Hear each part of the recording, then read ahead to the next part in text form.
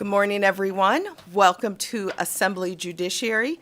Welcome to everyone here in Carson City, as well as those in Grant Sawyer, and of course, anyone watching online. With that, Secretary, will you please take the roll? Assemblywoman Bilberry Axelrod, Assemblywoman Cohen, Assemblywoman Considine, Assemblywoman Gallant, Assemblyman Gray, Assemblywoman Hanson, Assemblywoman Hardy, Assemblywoman LaRue Hatch, Assemblywoman Marzola, Assemblywoman Mosca, Assemblywoman Newby, Assemblyman Orentlicker, Assemblywoman Summers Armstrong, Assemblyman Urick, Chair Miller. Here. And with that, just a few housekeeping items. First, asking everyone to turn down or off anything that makes noise during the hearing. Also want to remind everyone that we will have a public comment section at the end of today's hearing where everyone will have the opportunity to make a comment pertaining to something under the purview of this committee for up to 2 minutes each. Now, today we do have two bills, and I want to let everyone know, many of you already know how this is going to run today, but just again so that the public knows, and I'll say it again before, each bill, even though they are very extensive bills and very vitally important bills, a similar bill has been heard already in the Assembly on one end, and the other bill has been heard already in the Senate and has passed through the Senate to make it to the Assembly. Both bills, when it comes to testimony, will have 30 minutes for each. 30 minutes for support testimony, 30 minutes for opposition testimony, and 30 minutes for testimony in neutral. Keep in mind, 30 minutes for any one position. We also have to move between Carson City, Las Vegas, and the phones. So when we get to testimony, making sure that you are brief and concise enables us to hear from even more people. With that, we have two bills today, and we are going to take the agenda out of order. The first bill that we will hear today is Assembly Bill 404, and it revises provisions governing civil actions against a provider of health care for professional negligence. And with that, our committee is, the bill is open. It will be presented by Justin Watkins. And so, Mr. Watkins, whenever you're ready, you may proceed. And Mr. Watkins, you're the only presenter? That's correct. Okay, thank you.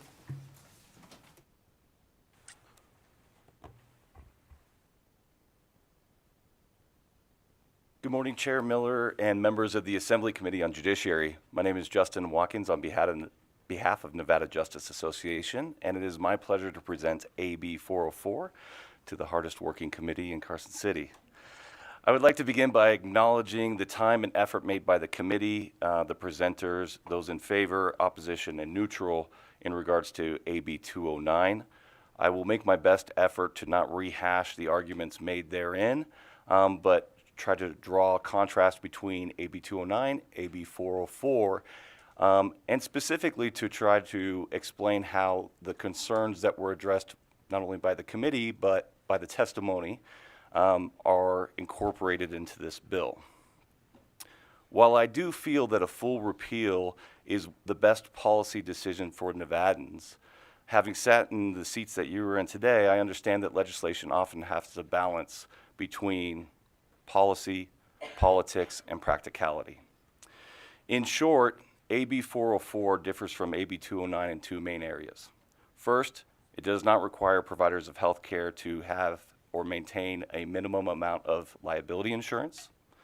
Second, instead of repealing the cap on non-economic damages, it raises it to $2.5 million. So how did we get to $2.5 million? About a year ago, we started focus grouping and public polling in regards to the various aspects of medical malpractice statutes. And we found that there is wide-ranging support for a full repeal across political and demographic parties, or demographic lines.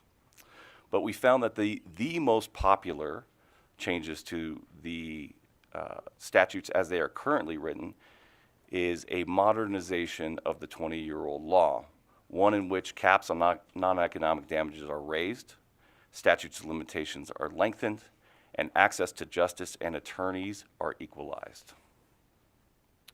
We took this information and looked around the country to see if there are any states that have addressed raising medical malpractice caps in the last 10 years, and we were able to find 4 states. Last year, California raised their non-economic damages from $250,000 to $1 million over the course of a 10-year period. That same year, Iowa raised their caps immediately from $250,000 to a bifurcated cap of $1 million for doctors and $2 million for hospitals. The year before that, New Mexico raised their caps immediately from non-economic damages of $600,000 to $6 million. And approximately 10 years before that, Nebraska raised their caps from $1.725 million to $2.25 million. What is interesting about these states is that they cross political and demographic lines. 2 of those legislatures, California and New Mexico, were governed entirely by Democrats, and 2 of those legislatures, Iowa and Nebraska, were governed by Republicans. With the exception of California, each of the caps were increased immediately. And with the exception of New Mexico, which required a special session to make some changes to the immediacy of the implementation of their caps, there were no issues with implementation. That is, no significant increase to insurance premiums, no mass exodus of physicians or insurance companies. In looking at these states and the increase of caps, we believe that an increase of $350,000 to $2.5 million is reasonable and is in line with the changes throughout the country. Despite some of the opposition that is in the public realm, $2.5 million would not be the highest cap in the country. In fact, it would be half of the highest cap in the country, or less than half. New Mexico is currently the highest. I will note there are 24 states without caps at all. I anticipate that you will hear in the opposition that an increase from $350,000 to $2.5 million would be unreasonable and would have a dire impact on the healthcare industry, specifically in regards to premiums, the retention and recruitment of doctors. However, there is no data to support this supposition. While you may hear testimony, I would urge you to recognize that the plural of anecdotal evidence is not data. We do have data in regards to the impact that medical malpractice, non-economic damages caps have on the retention and recruitment of doctors. And that data is this.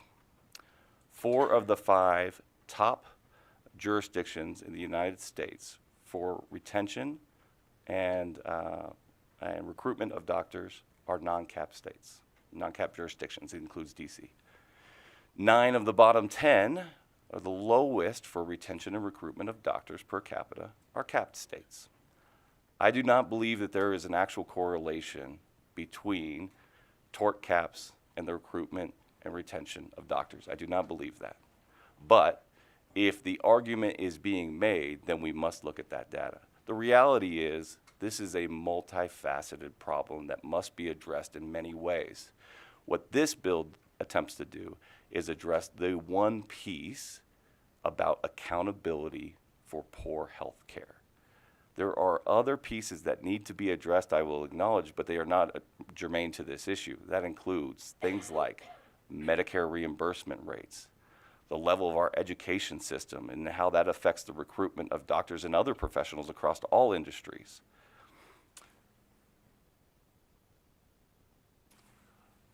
I anticipate that you will also hear in opposition that any changes that are made to the medical malpractice cap should be in line with what inflation dictates. And I believe, depending on the index that you use, that number would be somewhere between $550,000 and $600,000. But I do not believe that that is a fair or just solution to the problem we have. If we continue to do what we've always done, we will continue to get what we always got. And raising the caps in line with inflation is an endorsement of failed policies from 2004. As a result of the caps in 2004, we have the lowest standard of care in the United States. We have among the fewest doctors per capita in the United States. And we have an insurance industry that is averaging profit margins across the last 15 years of in excess of 40%. They have privatized profits and socialized losses.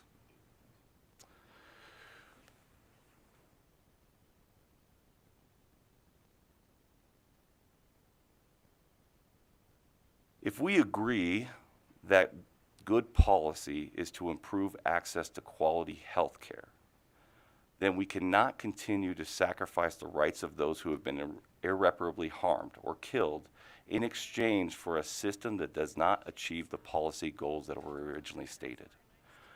I would now like to walk you through the bill.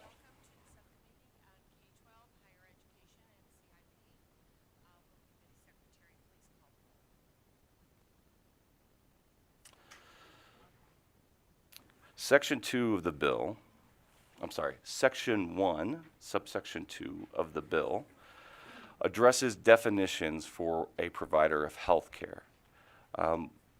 It is meant to clarify some rulings that have existed throughout the state in which nursing homes, skilled nursing facilities, places of intermediate care, and hospice have attempted to attain dual licensure as a hospital and a skilled nursing facility in order to have these caps apply to them.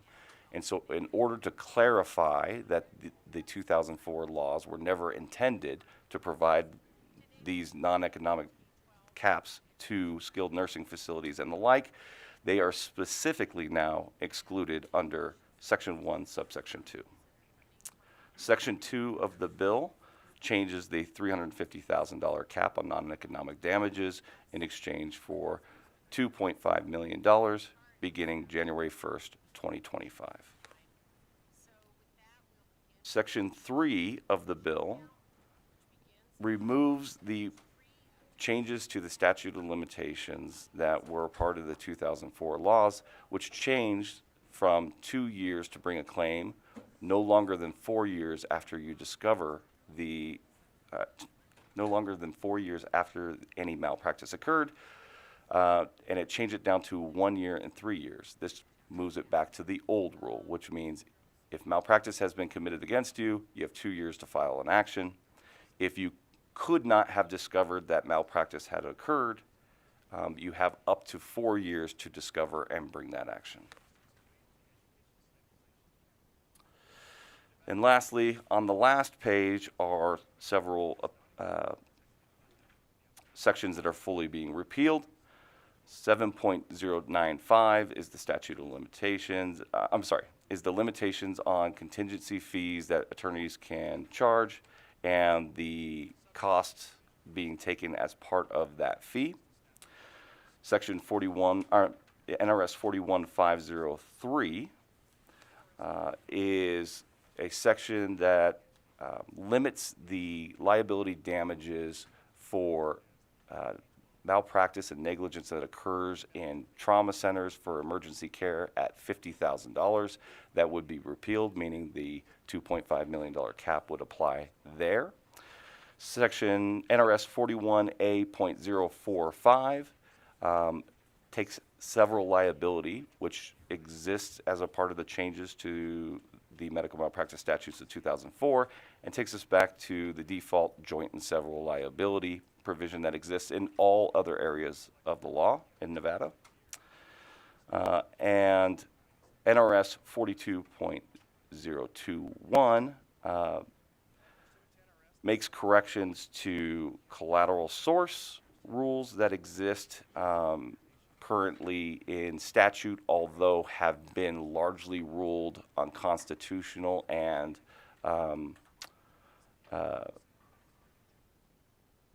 overtaken by federal law, and also removes the ability for a judgment to be paid in periodic payments by a defendant who is found negligent. Again, a provision that only exists in Nevada law for this special protected class. I'm happy to answer any questions. Thank you for your presentation, Mr. Watkins. We do have some questions, and we will begin with Assemblywoman Bilbray Axelrod.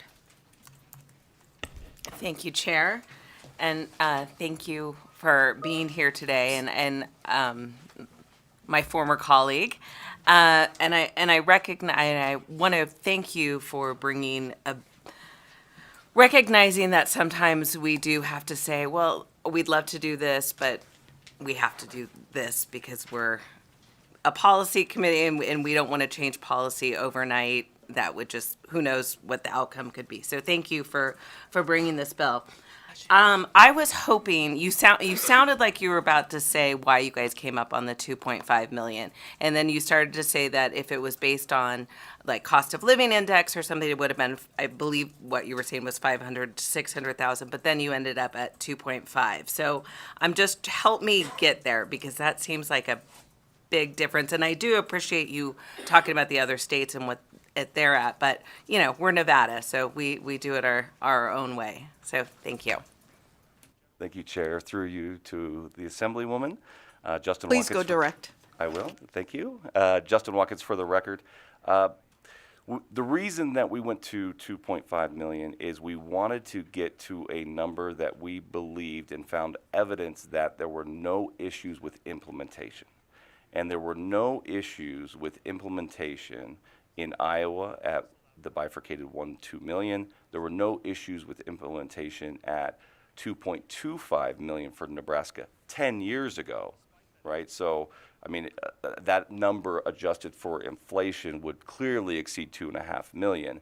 The only state that had issues with implementation was 6 million in New Mexico. So we did not believe going above 2.5 million could we safely say that there would be no issue with implementation.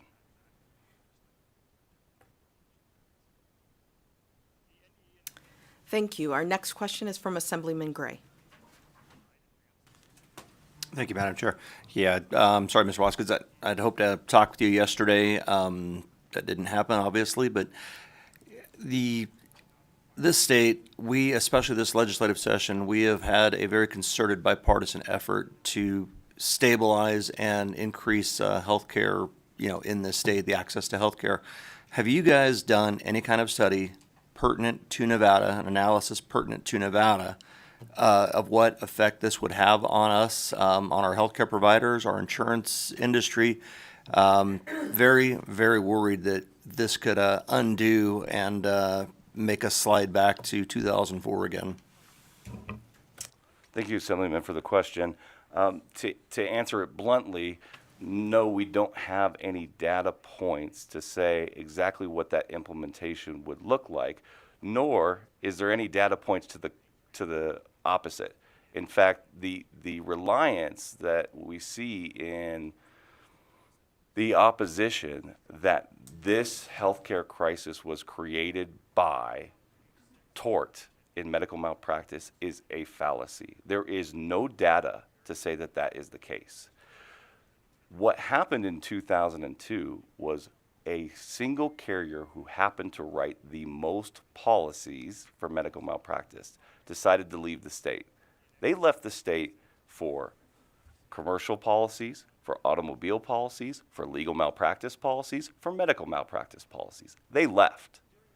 And there's no evidence that it was based on some big verdict that happened or that the premiums that they were trying to charge to their members could not be charged, nor is there any evidence that there was a mass exodus of any kind amongst the medical providers.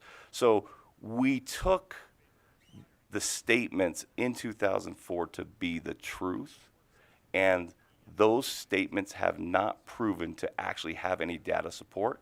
And so we have to look, I believe, outside of Nevada to find whether or not there is any correlation between these tort caps and the recruitment and retention of doctors. And the evidence, if there is any correlation, is in the opposite. Thank you. Our next question is from Assemblywoman Hanson. Thank you, Madam Chair. Thank you for coming by to see me. We talked about your older twin that's in the building in the Senate side. And so I'm trying to understand a little bit more about on the repealed sections, that limitation on contingent fees for representation of persons in certain actions against providers of health care. Why, I just want to understand the reasoning, why the removal of the contingency fee, and are those additional dollars going to go to the plaintiff? You did mention, when you were talking about this repeal, that you said costs being taken as part of that fee. So if you could also explain that. Justin Watkins for the record. Thank you, Assemblywoman, for the question. This provision that exists as part of specifically claims in medical malpractice is limited in Nevada law only to such claims. There is no provision anywhere else in Nevada that says an attorney is limited in what they can charge their client in order to represent them. So this is a special, I won't even say protection, it's not protection, a special provision that only exists in these types of cases. And that provision limits the contingency fee that can be charged, and that contingency fee includes the cost of the case. So for instance, if we were to move forward with a case that had no economic damages, so the person is unemployable or unemployed, and all we have is pain and suffering claim to bring. So the case is only going to be worth $350,000 if we were to win.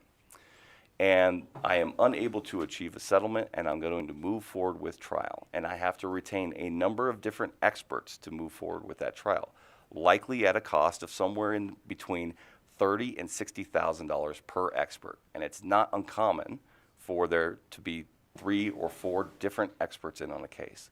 The cost of that case by the time we get to trial is very likely to be somewhere between $150,000 and $250,000, which means that there is virtually nothing left for the injured person, and there's virtually nothing left to pay the attorney, which means that no attorney is going to take that case. A case in which there are only non-economic damages is very unlikely to be able to achieve any representation, largely in regards to that provision. And what does that mean? That means that we create 2 classes of citizens in the state of Nevada. People who work and are employable, and people who cannot work or are unemployable or choose to not be employed. Stay-at-home moms.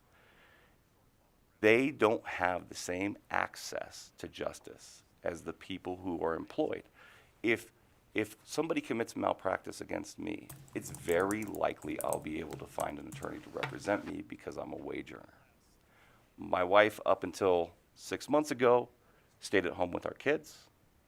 They're a little older now, so she doesn't find it as rewarding as it once was. If somebody had committed malpractice to her, it is unlikely that if she wasn't, my wife, that she would be able to find an attorney to take that case. Follow up real quick. Yes, proceed. Thank you. So the other part of the question was, by removing that, does that money end up going to the plaintiff? Or it sounded like it goes to pay for these experts. Or did I get that wrong? Justin Watkins for the record. Thank you for the follow-up question, Assemblywoman. It can. It depends on the situation, right? Like the attorney's fees, the cost associated with that. If it is removed in this statute, then it can become a cost on the case that is recoverable, and the attorney might be able to move forward financially in the representation. But make no mistake, under the current structure, if the cap is $350,000 and it is a non-economic damages case, it's very unlikely that that person is going to achieve any more money in regards to this repealed section. I don't want to mince words there. That's correct. They probably won't find representation at all, frankly.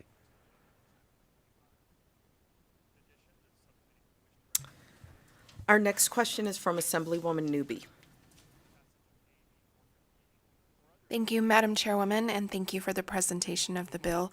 My question is on joint and several liability. Could you explain how that works currently and then how it would work with the elimination of that portion of NRS should this bill pass?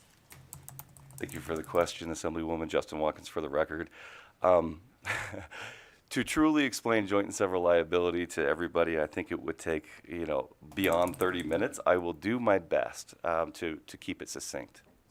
In all areas of the law, if there are what are called joint tortfeasors, that means you are harmed by more than one person, you can make a claim against one or all of the people that have harmed you.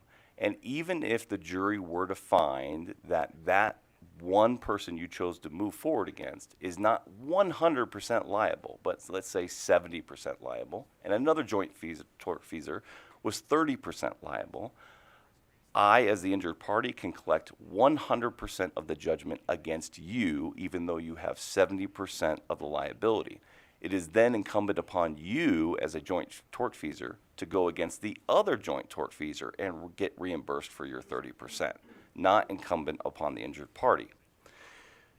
Again, this special law provides protection of several liability that does not exist in any other area of the law in Nevada.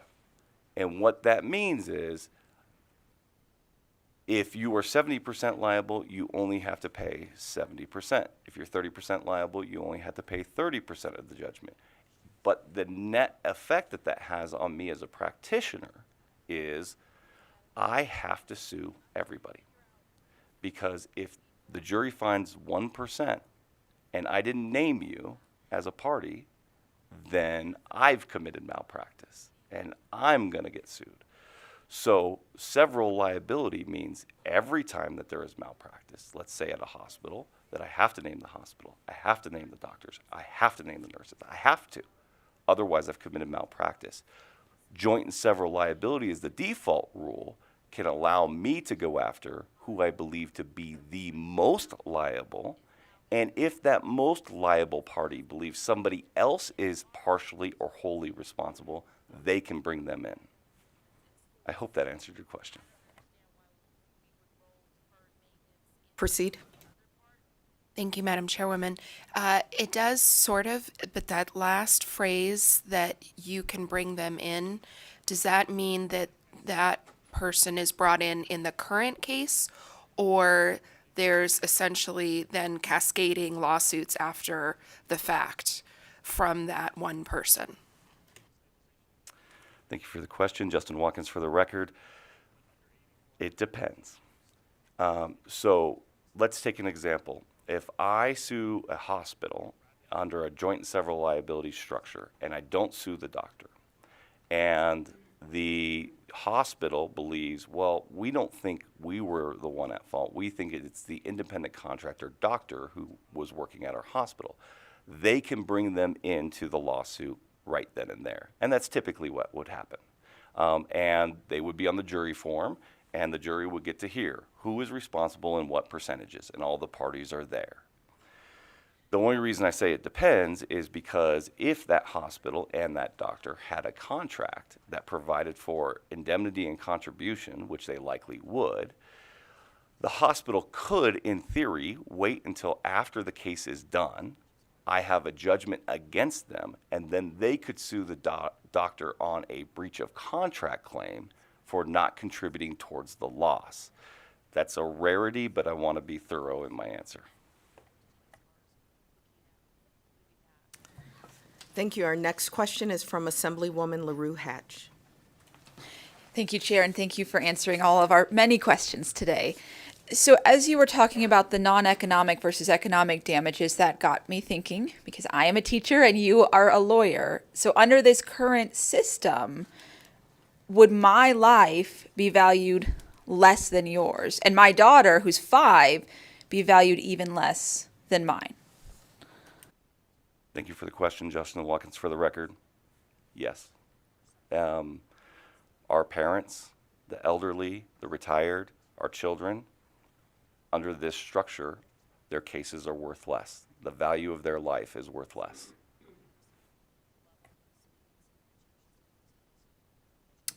Our next question is from Assemblywoman Hardy. Thank you, Chair. And thank you for stopping by and having an in-depth discussion about all of this. I appreciate it. So I just want to follow along what we're talking about here, economic versus non-economic damages. So if you could just explain so everybody understands what that totally means. And then in addition, so it's my understanding that it's not just loss of wages or medical bills, but there are other things that could be included, like transportation, rent, childcare, things like that. So if you could just kind of give us an overview of the two different kinds and then what can be claimed under economic. Thank you. Thank you for the question, Assemblywoman. Justin Watkins for the record. Obviously, I won't be able to give you an exhausted list, but economic damages are compensatory damages that can be calculable to a dollar amount, meaning lost wages. Because malpractice was committed against me, I wasn't able to perform my job for X number of days. My wage is this. We can calculate that number out. Medical expenses. Because of the malpractice, I had additional medical expenses in the amount of X. I can claim that amount. Other examples would be future medical expenses. The travel one is interesting. I don't know if we would be able to get there, but let's say in theory, as a result of the medical malpractice, I had to go out of state in order to get some unique specialized care, and that included travel and hotel to an extra dollar amount. Could I claim that as compensatory damages? I believe you could.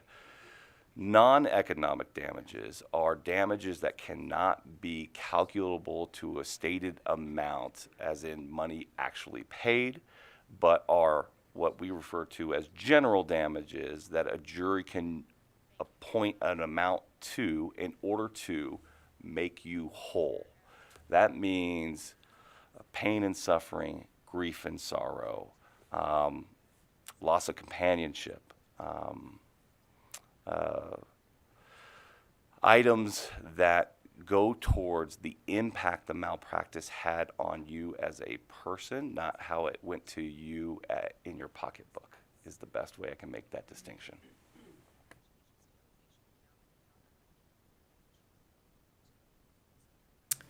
Thank you. Our next question is from Assemblywoman Mosca. Thank you, Chair, and thank you for all your work on this. And I also want to thank the insurance commissioner, who I had an in-depth discussion with to understand both sides. And with that in mind, really just want to know what work has been done towards a compromise, or if there have been suggestions from both sides when it comes to this bill. Thank you. Thank you, Assemblywoman, for the question. Justin Watkins for the record. I think, as I gave my intro, I think this bill was intended to promote a conversation. Unfortunately, I don't believe that conversation has happened. I don't believe that I've had any sort of feedback along the lines of, if this change were to be made, we could be in support of this bill. Now, certainly heard criticisms of the bill, but criticisms without a change of position does not move the ball forward in my mind. Again, because I do believe the best policy decision is a repeal, but I understand that practicalities and politics play into this, and so I'm happy to have a conversation about any of the sections of this bill or any of the repealed sections, but those, I think, we all understand those conversations have to come with a change of position.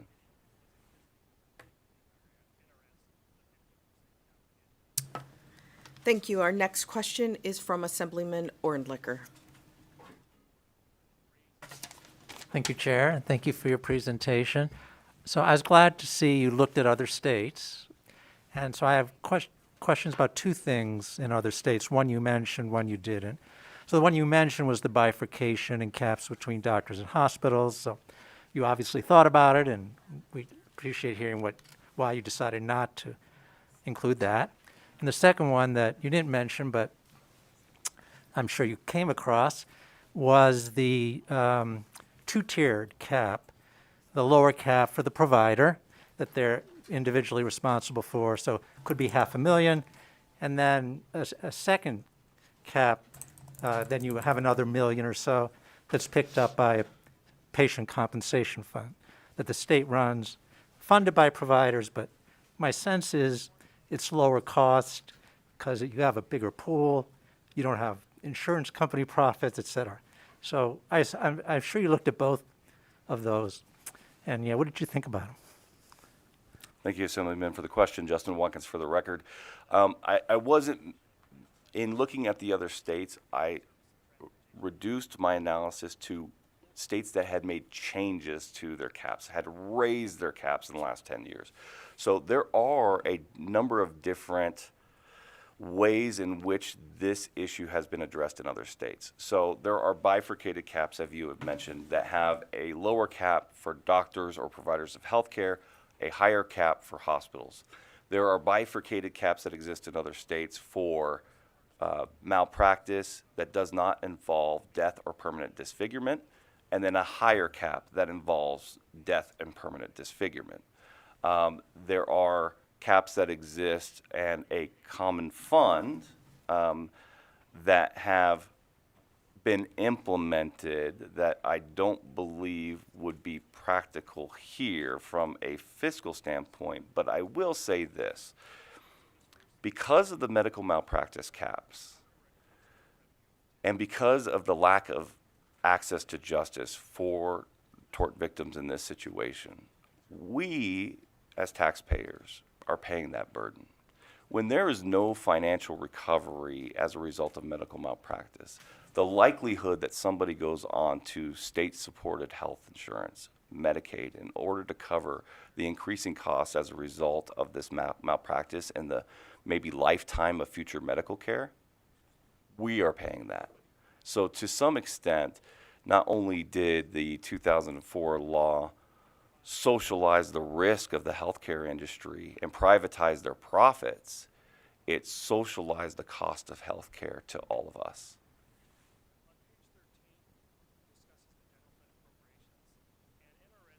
Are you asking for a Yeah, follow-up? follow-up, please. Yes, please.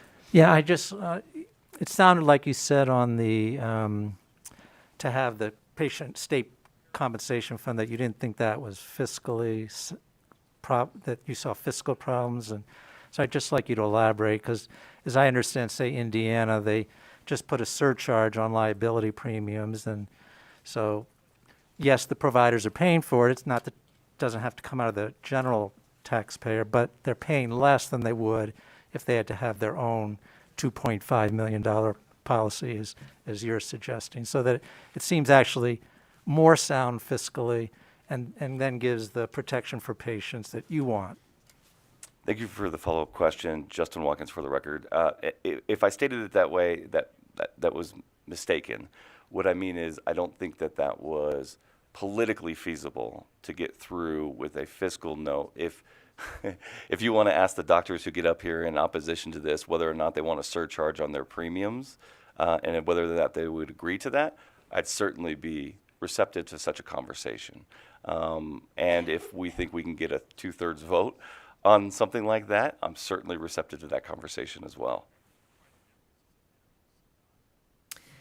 Thank you. Our next question is from Assemblywoman Considine. Thank you, Chair. My question, I was hoping to ask someone from the insurance companies or a doctor. Okay, thank you. Our next question is from Assemblywoman Cohen. Thank you, Chair. It's good to see you. And I'd like to go back to joint and several liability. Can you tell us what other states are doing with joint and several liability in this situation? Thank you for the question, Assemblywoman. Justin Watkins for the record. The 4 states that I've referenced did not have several liability. Follow-up? Proceed. Okay, thank you. And then can you tell us somewhat about the process? So even before a case is filed, I'm assuming there's some negotiation. who you bring to the table for the negotiation, would that change depending on whether or not that this portion of the bill passes, or would you still bring, who would you bring to the table? Thank you for the question, Justin Watkins, for the record. There is no table. There is no negotiations, right? It does not happen in practice that we settle these cases prior to litigation. I mean, I'm not going to say never, but it's far and away the exception that we actually get somebody to a table to settle a case before it, likely in a situation in which the compensatory damages are enormous. But in cases in which we are dealing with likely just a caps case, there is no incentive on the other side of the aisle to even entertain a settlement negotiation. But to answer your question on regards to like what happens prior to filing a lawsuit, I've had some questions about this from some of your colleagues as well. Prior to 2004, there were panels that would review a case, and they would assess whether or not they believed there was a likelihood of malpractice and give you the authority to move forward, the medical screening panels. The 2004 laws actually did away with that. It wasn't the trial lawyer lobby that did away with that. It was the changes made in 2004. Since 2004, what's required is a consultation with an expert in the field, which isn't always easy to find depending on the specialty, who is willing to author an affidavit that says that the actions of the doctor in that specialty fell below the standard of care. I must have that affidavit as a part of any filing, and I'll try not to belabor the point. I'm aware that you guys heard this in AB 209. I saw the hearing. So the affidavit of merit does exist. Despite, I think I saw a public notice to doctors that was out there that said that this bill would do away with that. It does not. The affidavit of merit would still be in place if AB 404 passes. Our next question is from Assemblywoman Gallant. Thank you, Chair. I'd like to take a look at the states that surround Nevada and what is their cap compared to what you're asking for in Nevada, and then also this might be a little bit of a deep dive, but what the Medicare billing reimbursement or the reimbursement rate is, and how Nevada compares with those states as well. Thank you for the question, Assemblywoman. Justin Watkins for the record. I'm not quite the encyclopedia where I can't just name all those off the top of my head, and I don't happen to have them pulled up on the computer here, but I know from memory some of these. New Mexico is at 6 million. California is at 1 million. Oregon and Washington have ruled caps to be unconstitutional and are uncapped. North Dakota is uncapped. South Dakota is 500,000. Utah is capped. Colorado is capped. Colorado's cap is indexed, and so it changes yearly on January 1st. It is somewhere between 500,000 and a million. I don't recall exactly. I believe that Utah is 500,000 or under, off the top of my head. And I don't recall Arizona off the top of my head. Our Medicaid reimbursement rates are the worst in the country. We reimbursed at the lowest rates. That has absolutely nothing to do with tort reform caps. If you want to work with me on the interim, for me to get up at this table and support increasing Medicaid reimbursement rates, you will get me at this table. I'm about trying to have solutions to the health care or lack thereof of quality health care in this state. And I believe that is an important piece to that puzzle, and I'm happy to work on it.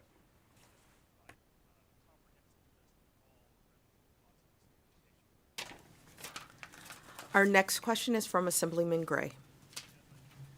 Thank you, Madam Chair. And I'm going to touch on something also that my colleague, Assemblyman Mosca, touched on, as well as, a couple other folks. One of the reasons I was disappointed when you didn't show up yesterday at 3:30, I wanted to talk to you about possible amendments. I am one of those folks that maybe could possibly have gotten on board if the bill was amended right to, not go anywhere near, what you're asking now, but, something much more reasonable and appropriate for our times. Has anybody, one of the first questions was, has anybody brought you any amendments? I mean, anything to make this a more palatable bill? Thank you for the question, Assemblyman. Justin Watkins for the record, and just because you indicated it, I'll respond and say it was a scheduling error. We had it at 3:45. I was at your office at 3:45. So I apologize for that error on our part of miscalendaring it. Nobody has come to me with an amendment to this bill of any kind, of any provision.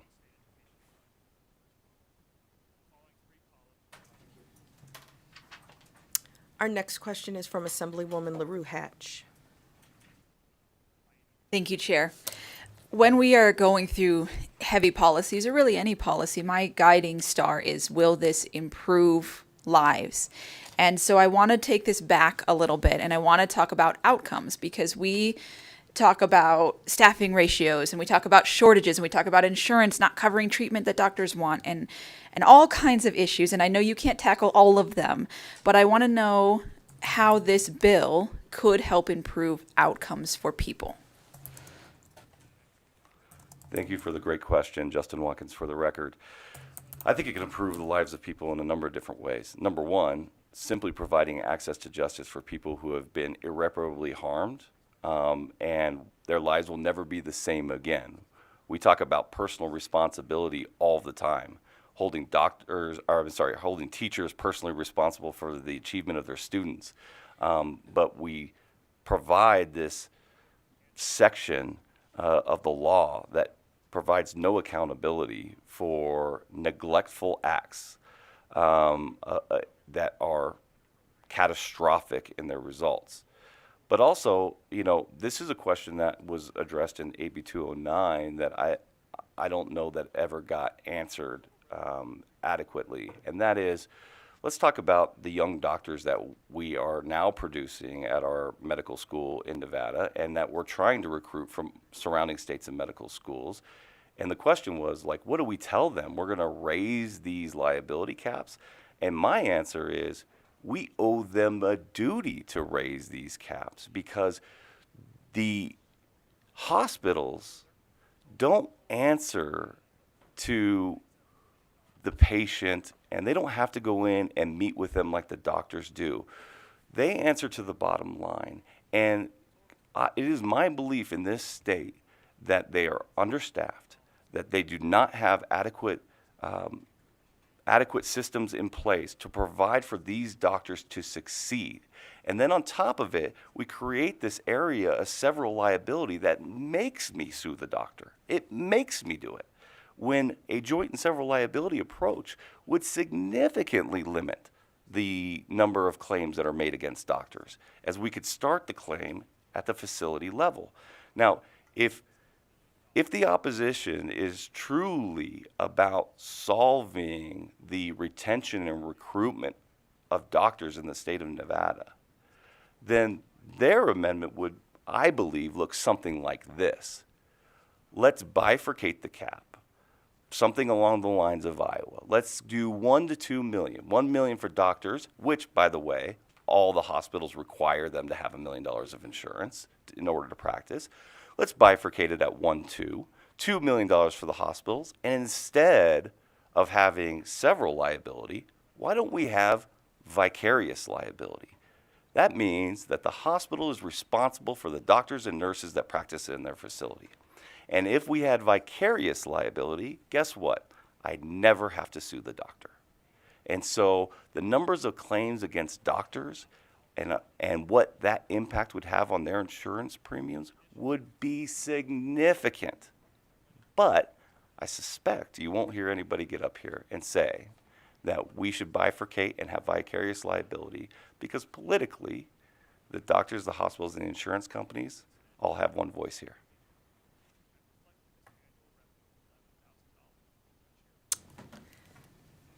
Thank you. Our next question is from Assemblywoman Hanson. Thank you, Madam Chair, for a second opportunity. Couple things. I have a quick statement. some of this we talked about a little bit, and then I have a kind of a question. When we talk about quality health care in Nevada, I would argue we do have quality health care. We have limited access for many reasons, but when things go wrong, to me, the solution is not to increase insurance rates and to have litigation, but to go back to screening panels, to catch the problem before it goes over the cliff, to have the peers, the doctors, the hospitals have oversight over their own. And that we did have that before. And then the medical licensing board. That's who we need to hear from. Why are there some of these doctors that we are aware of that are continuing to practice and cause harm? So to me, that is some of the solution, not necessarily increase in interest rates. Increase in insurance premiums and more lawsuits. My concern in particular, and this is the question, is rural access. And we chatted about that. We know that there can be a chilling effect when we know that we do things in this building. It has a chilling effect in insurance and all kinds of other industries, whether it's real or perceived. And so looking at the input I've had from the nurse practitioners, the APRNs, there's one in particular that she has an urban practice, but she goes out into the rurals. This legislation could cause her to give up her rural side because her insurance rates are already increasing. I know that in the private sector, our insurance rates are already increasing in the medical health insurance world, let alone for doctors, for nurses. So if that's already increasing, this is going to send a chilling message, and insurance should be at the table. You and I talked about that as well. Insurance needs to be at the table in this discussion when we talk about med-mal.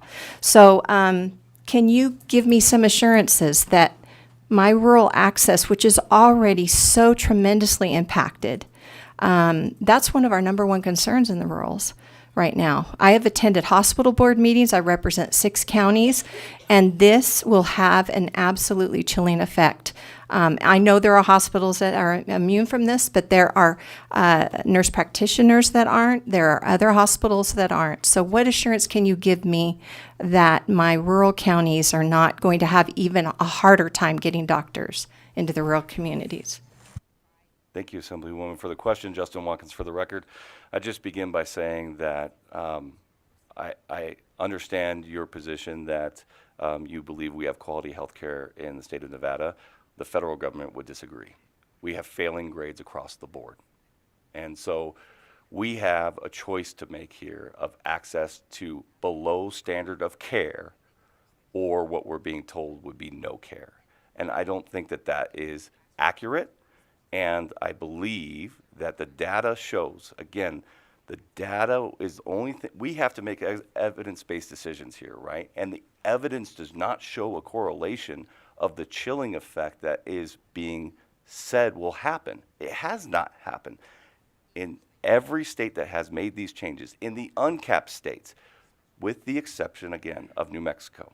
New Mexico raised it to 6 million, and there was an impact that they did not foresee, and they had to call a special session to fix it. They didn't change it from 6 million. They just changed its implementation over time. So what assurances can I give you? The evidence, the actual data. Now, we had a conversation, and maybe this is part of kind of where you were going with the question about rural hospitals and, in context of if there was bifurcated caps and how would that look? And I'm happy to continue that conversation, but I said I would give you some response to that, and so I'll do it right here on the record. There already exists a definition in the NRS for critical access hospitals in rural areas.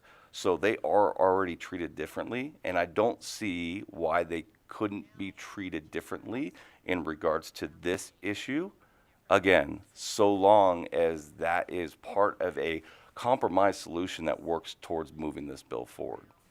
Absent that, The only assurances I can give you is the evidence that exists in all the surrounding states and the non-cap states. The fact of the matter, this is fact. The states without caps are doing better than the states with caps. The states with caps have the hardest time retaining and recruiting doctors. 9 of the bottom 10 states in the country are capped states. Our next question is from Assemblywoman Gallant. Thank you, Chair. Sorry, I just wanted to follow up on the earlier question because you had stated California was at $1 million, but I've read several articles stating otherwise, so I just wanted some clarity on that. Thank you for the question, Justin Watkins, for the record. It's not $1 million today because it's a 10-year step up. It goes from $250,000 to $750,000 with exceptions that apply for significant bodily injury that can elicit $1 million. So there are situations in 10 years in which you can get $1 million, but it is stepped up over time. So just for clarity purposes, if you were to file an action in California today, the cap is not $1 million. They just passed that 10-year step up last year. So it's going to be a while.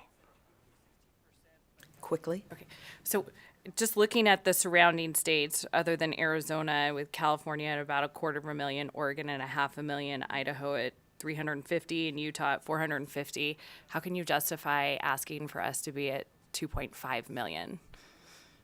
Thank you for the question, Justin Watkins, for the record. Well, you've excluded non-cap states that surround us. You've excluded states that are one border state away that are in the 2 millions already and had raised into the 2 millions, 10 years ago, Nebraska and Iowa. So I don't know why we would just cherry pick the one states that have the low caps, which, by the way, all those states you named are in the bottom 10 of recruitment and retention also. And our final question is from Assemblywoman Considine. Thank you, Madam Chair. I'm going to ask you my question because I don't know if I'll be able to ask the folks that I wanted to ask originally. And I want to actually jump off a question that my colleague had asked because I had a meeting yesterday with someone in opposition of this bill. And one of the main reasons they were saying that they were in opposition of this bill is because their malpractice rates will go up. But while explaining this, they mentioned that their rates have gone up more than 15% in just the last 3 years. So one of the questions I had wanted to ask was if there was a doctor or someone there that could ask them, have your rates gone up? And if their rates have gone up, or if an insurance company was at the table, if they could explain to me why it's okay to raise the rates, the medical malpractice rates on all of this industry, if there is a cap and the cap is supposed to stop rates from going up or ostensibly stop that.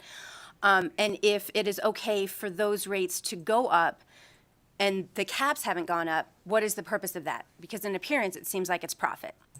And if it's because of inflation and costs and everything, how then do you not make an equitable argument that the cost for the people that are harmed by medical malpractice don't deserve that same increase as well? So if you can explain any of that to me, I'd really appreciate that. Thank you. Thank you for the wonderful question, Assemblywoman Justin Watkins, for the record. The only thing that has been accomplished by the 2004 changes to the medical malpractice statutes is that doctor premiums have gone up, access to justice has gone down, and the profits of the insurance industry have gone through the roof. This isn't opinion. You can get this information from the Division of Insurance. Over the course of the last 15 years, the profit margin that exists in the insurance industry for medical malpractice policies is in excess of 40%. In some years, over 90%. Okay? If, by contrast, if these insurance companies were writing healthcare policies under federal law for Obamacare, they would be, for groups of 50 or more, they would be mandated a direct loss ratio of 85%. What does that mean? For every dollar of premium that's paid, they must pay 85 cents on that dollar to actual coverage, meaning medical care. In the other 15 cents on that dollar, they must find their overhead and profit. And we have medical malpractice carriers in this state getting, over the course of 15 years, over 40% profit, in some years 90% profit. That's after their overhead. That's not even a direct loss ratio. That's what's happened here. We have socialized their losses and privatized their gains with no mandate that they pass on those savings to the doctors. Again, if the solution really is we are worried about doctors' premiums, there is a fix for that. And you're not going to hear it from the opposition.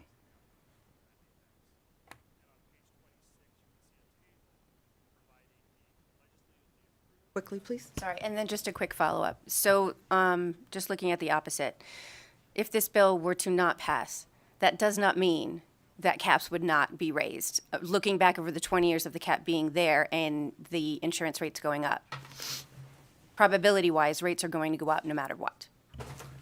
Great question. Again, Assemblywoman Justin Watkins, for the record. To my knowledge, since these caps have been in existence, the premiums for doctors has never gone down.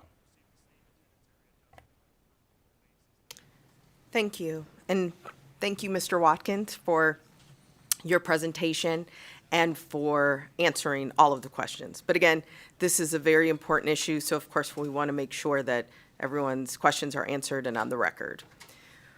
With that, before I open testimony, I want to remind everyone how this is going to function.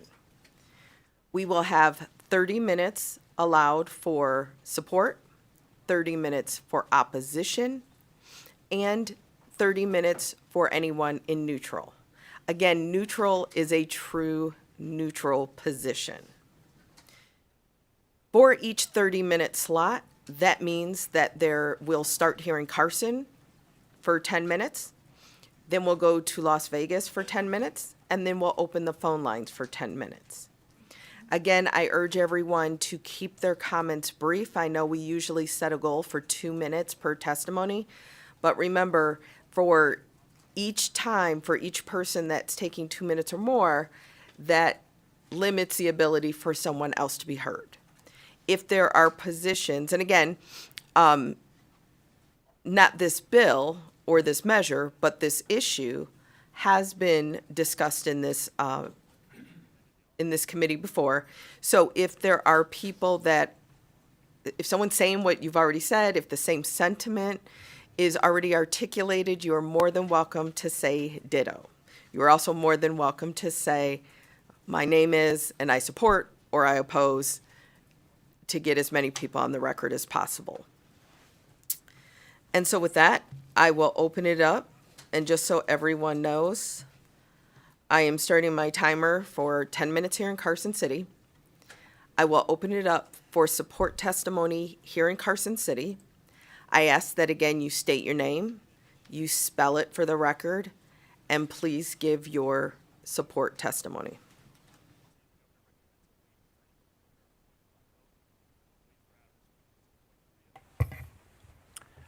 Thank you. Excuse me. Thank you so much, Madam Chair, members of the committee. For the record, I am Dylan Shaver. That's S-H-A-V-E-R, and I'll get you a business card on my way down. Here today on behalf of Empower Nevadans Now. ENN is no stranger to this committee, and hopefully you are no stranger to them. We are a victims advocacy organization, the organization that coordinated the victim testimony for AB 209, and thank you so much for your respectful handling of that hearing and the victims we brought here that day. Because it takes so much out of them to do this, we decided that there was no need to put you or them through that today. But I did want to remind everybody about the victims here. And we say victims because these are people in a situation where the courts have already determined that the system has failed them in a way that is below the standard of care. And when we talk about the non-economic damages in some of these cases, I just wanted to remind the committee of some of the stories that you heard just a couple of weeks ago. So I just want to be clear. If a doctor's negligent care renders you infertile and you wanted to have children, that's a non-economic damage. If a doctor's subpar care, if you fall through the cracks at a hospital and you lose your child because of it. That is a non-economic damage. And we even, and I know this is a touchy subject in committee, but that's exactly why I'm going to bring it up. If something happens, if you have a rogue doctor who performs an unnecessary procedure that makes sexual contact untenable for you for the rest of your life, that's a non-economic damage. ENN is here on behalf of all of the victims in exactly those situations. I know firsthand that you have met with some of these people one-on-one. And we are here to make sure that, that there's a lot of important healthcare conversations happening in this building. We would like the committee, respectfully, we would ask to divorce this conversation from a talk about doctors and lawyers and focus on the victims Mr. Shaver, that are here. I need you to wrap it up. All done. Thank you, Madam Chair. Have a great rest of your hearing. Thank you so much. Is there anyone else here in Carson City in support of Assembly Bill 404? Good morning, Madam Chair and members of the committee. For the record, Tess Opferman here on behalf of the Nevada Women's Lobby. We spoke in support of AB 209, so I'm going to diverge from that testimony somewhat. I agree with everything I said for AB 209, but to echo what Mr. Shaver just said about the fact that we have so many victims, and we didn't want to bring all of the victims forward for today's hearing. But the other day, yesterday actually, I was just talking with my neighbor. She lives directly below me in my condo. And I was talking to her about some of the things I'm working on here at the legislature and some of the bills that are particularly interesting. And I happened to bring up medical malpractice. Now, this woman had breast cancer and osteoporosis because of her breast cancer, had lost her car, a number of things. And she's, a really, really nice lady. I get to garden with her, and she shares her plants with me, which is wonderful. But in talking to her, she said that many of her health issues had started because of medical malpractice. She had never mentioned medical malpractice because I don't think that's part of her story anymore. But she said that when she was first diagnosed with cancer, she had a tumor in her intestine. She went to the doctor. They needed to perform surgery. They took out a very large section of her intestine, and she thought that she was fine. A couple years later, she went back to the doctor, had some sort of scan. Turns out they had not removed the tumor. She had quite a few health issues because of the removal of her intestines, but more importantly, because they hadn't removed the tumor, that ended up metastasizing, turning into other forms of cancer, some that I had known about, but again, I had never known about the medical malpractice. She also started to tell me about her search for a lawyer. When she found out that the medical malpractice had happened, she went in search of a lawyer. It was past some of the statute of limitations, and she couldn't find anyone who was willing to even look at the case. I highlight all of this because we've had a lot of conversation about Excuse me, I need you to wrap it up. I'll wrap it up very quickly then. We've had a lot of conversation about non-economic damages versus economic damages, and even though there are, in theory, a lot of economic damages for her case, she wasn't able to bring it forward because of the laws that we currently have in practice. So with that, we are in full support. Thank you. Thank you. Is there anyone else here in Carson City in support of Assembly Bill 404? Okay, then we will move to Las Vegas. Is there anyone in Las Vegas in support that wants to come testify in support of Assembly Bill 404? Not seeing anyone approach. Broadcasting, is there anyone on the phone lines? To testify in support of Assembly Bill 404, please press star 9 now to take your place in the queue.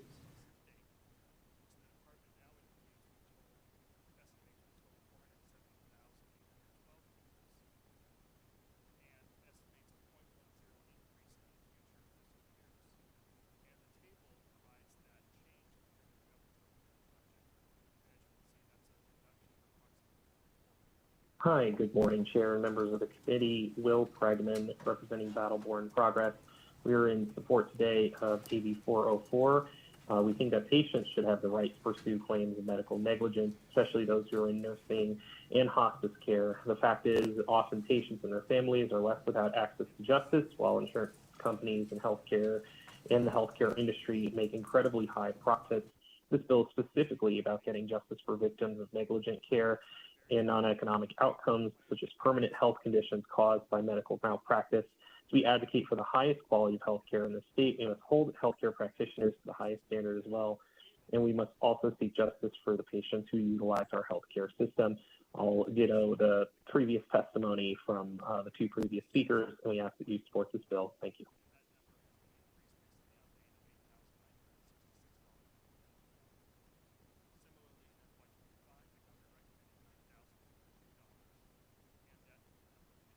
Good morning, Chair and members of the committee. My name is Matthew Wilkie, Matthew, Wilkie for the record. And I fully support Assembly Bill 404 as it would allow for more fair and just civil actions against healthcare providers for professional negligence. While I acknowledge that nothing will bring my mother back from the care that she received at Carson Tahoe or lack thereof, I fully believe that this bill, also increasing non-economic damages for plaintiffs to recover, will provide greater compensation for those who have suffered as a result of this professional negligence. I thank you for your time and urge you to support this bill. Thank you.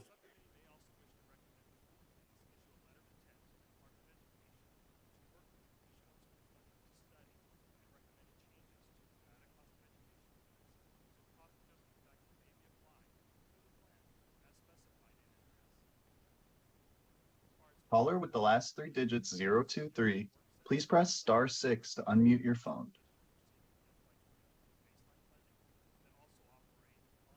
Good morning, Chair and committee members. My name is Jennifer Parks. Last name is Parks. I'm speaking as president of Empower Nevadans Now, and I'm a registered nurse. I also spoke in support of AB 209.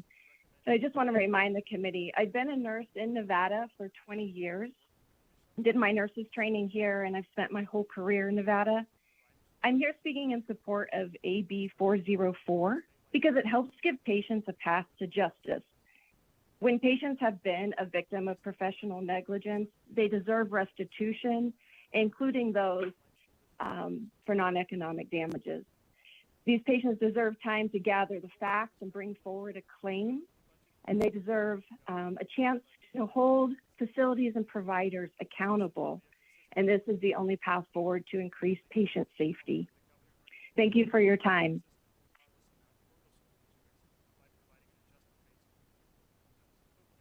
If you have recently joined and would like to testify in support of Assembly Bill 404, please press *9 now to take your place in the queue.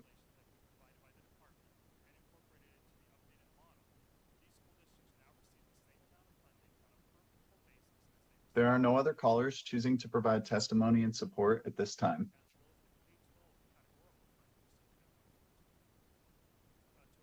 Thank you for that broadcasting. Then with that, I will open it up for opposition testimony, starting here in Carson City.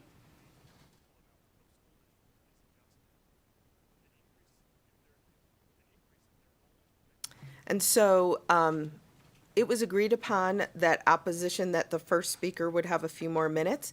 Keep in mind, we still only have, is that still happening? Okay, so our 10 minutes in Carson City, is this between you three individuals? Okay, so everyone's back at 2 minutes.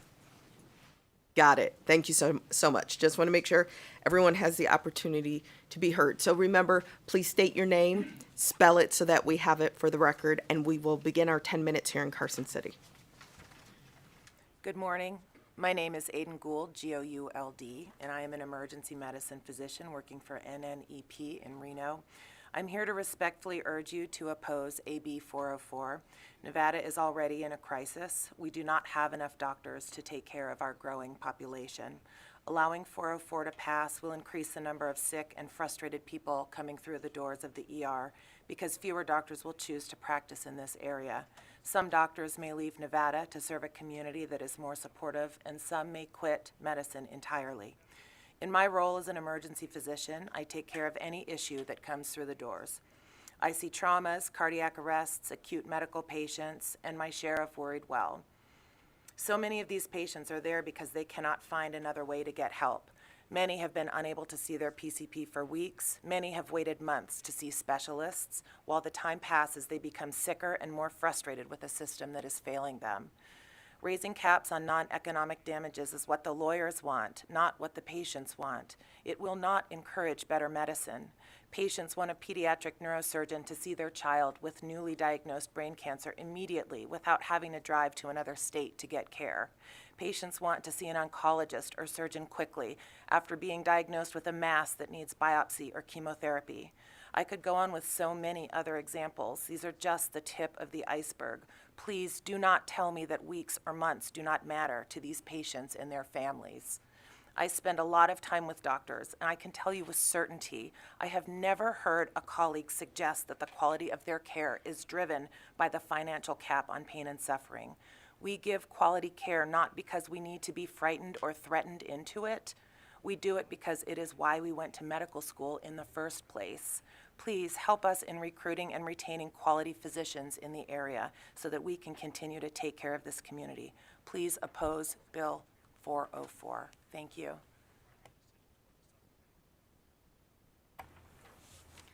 Thank you, Madam Chair and members of the committee for letting me come back again before.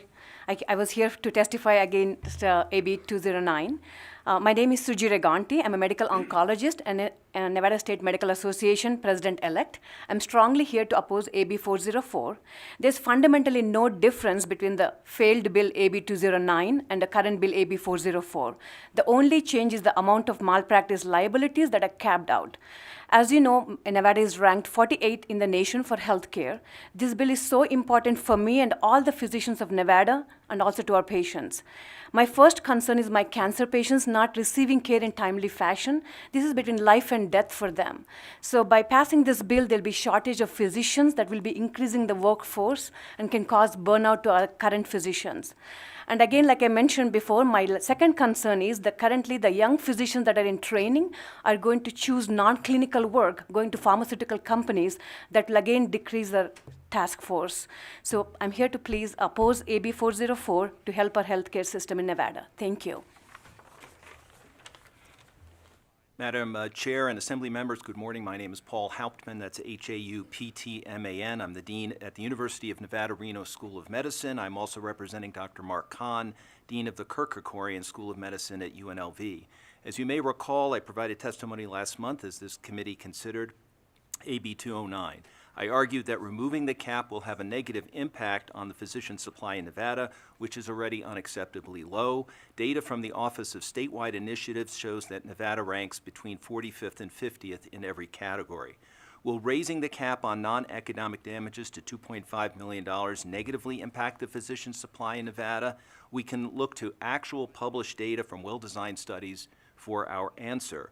Contrary to what Mr. Watkins has said, Pesco et al. In 2017, using real-world figures from federal databases, showed that non-economic damage caps increase the supply of young physicians who practice in higher-risk fields such as general surgery, OBGYN, and anesthesiology by 2.1 physicians per 100,000 people. Encinosa and Hellinger, in a paper in Health Affairs, showed that counties and states with a cap had more physicians per capita, an effect that was greater in rural counties. In fact, rural counties and states with a $250,000 cap had 5.4% more OBGYNs and surgical subspecialists per capita than did rural counties and states with a cap above that figure. Finally, a 2020 systematic review in the prestigious journal JAMA demonstrated no association between measures of malpractice liability risk and healthcare quality.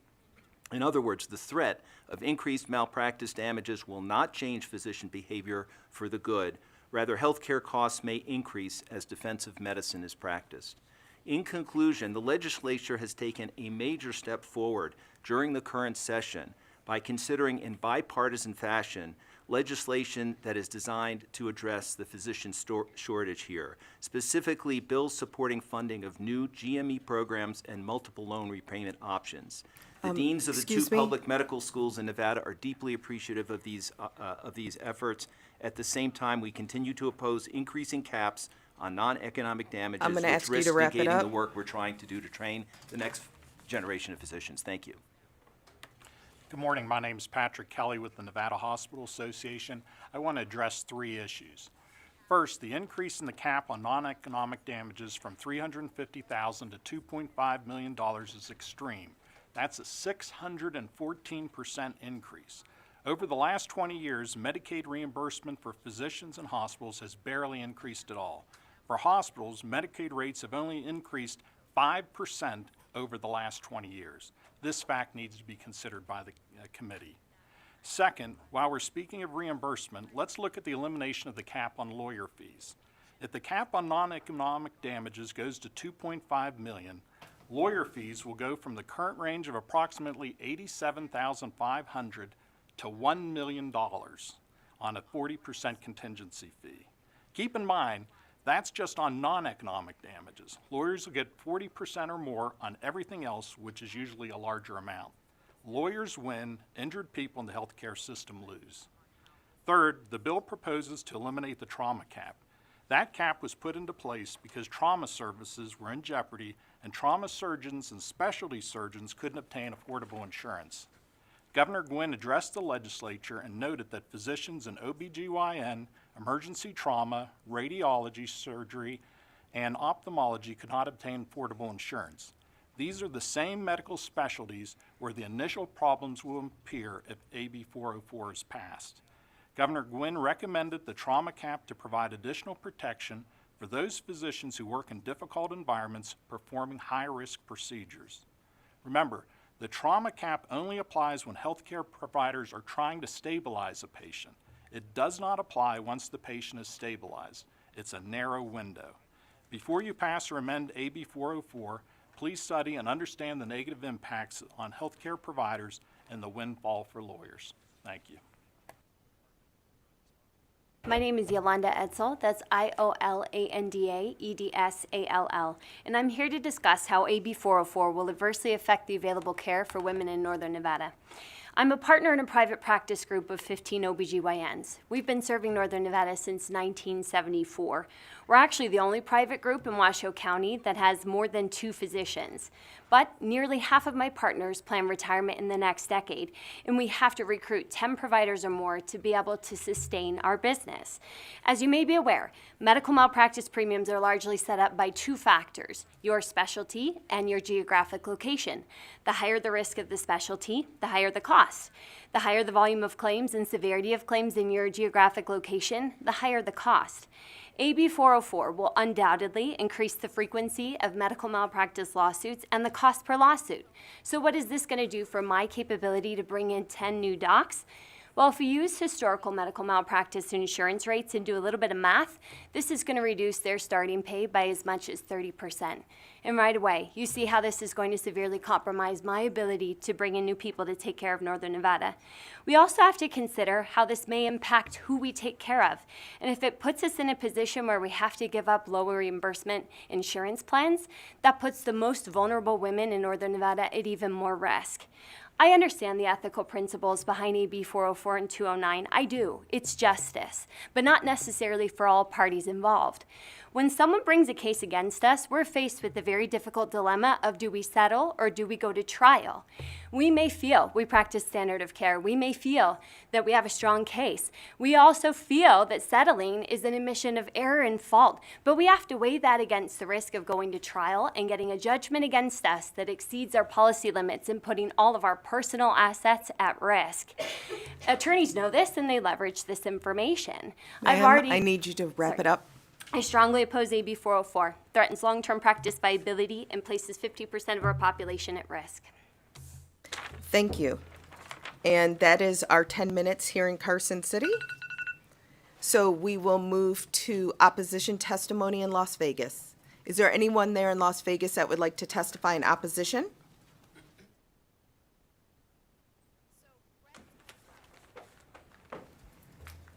Please remember to state your name and spell it for the record.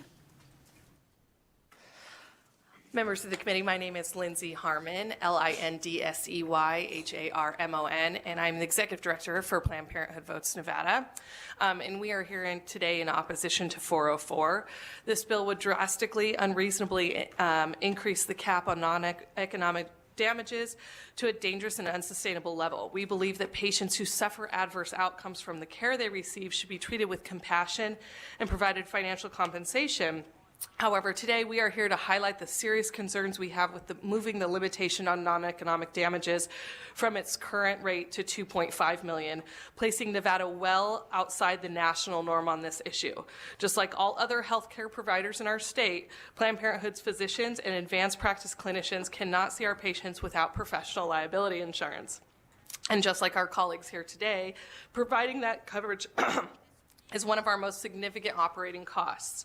The increases we would see in our insurance premiums would, should 404 pass, would make it just that much more difficult for us to see everyone who seeks our services, regardless of their ability to pay. Apart from Planned Parenthood, OBGYNs are a critical part of the safety of care in Nevada.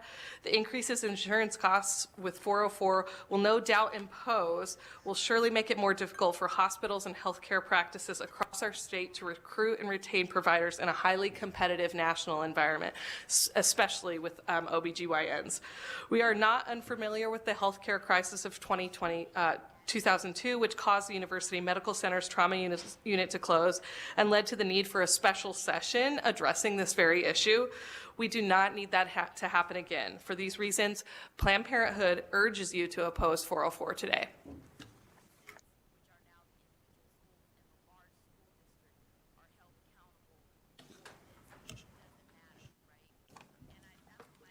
I'm Deborah Kuhls, Deborah, last name is spelled Kuhls.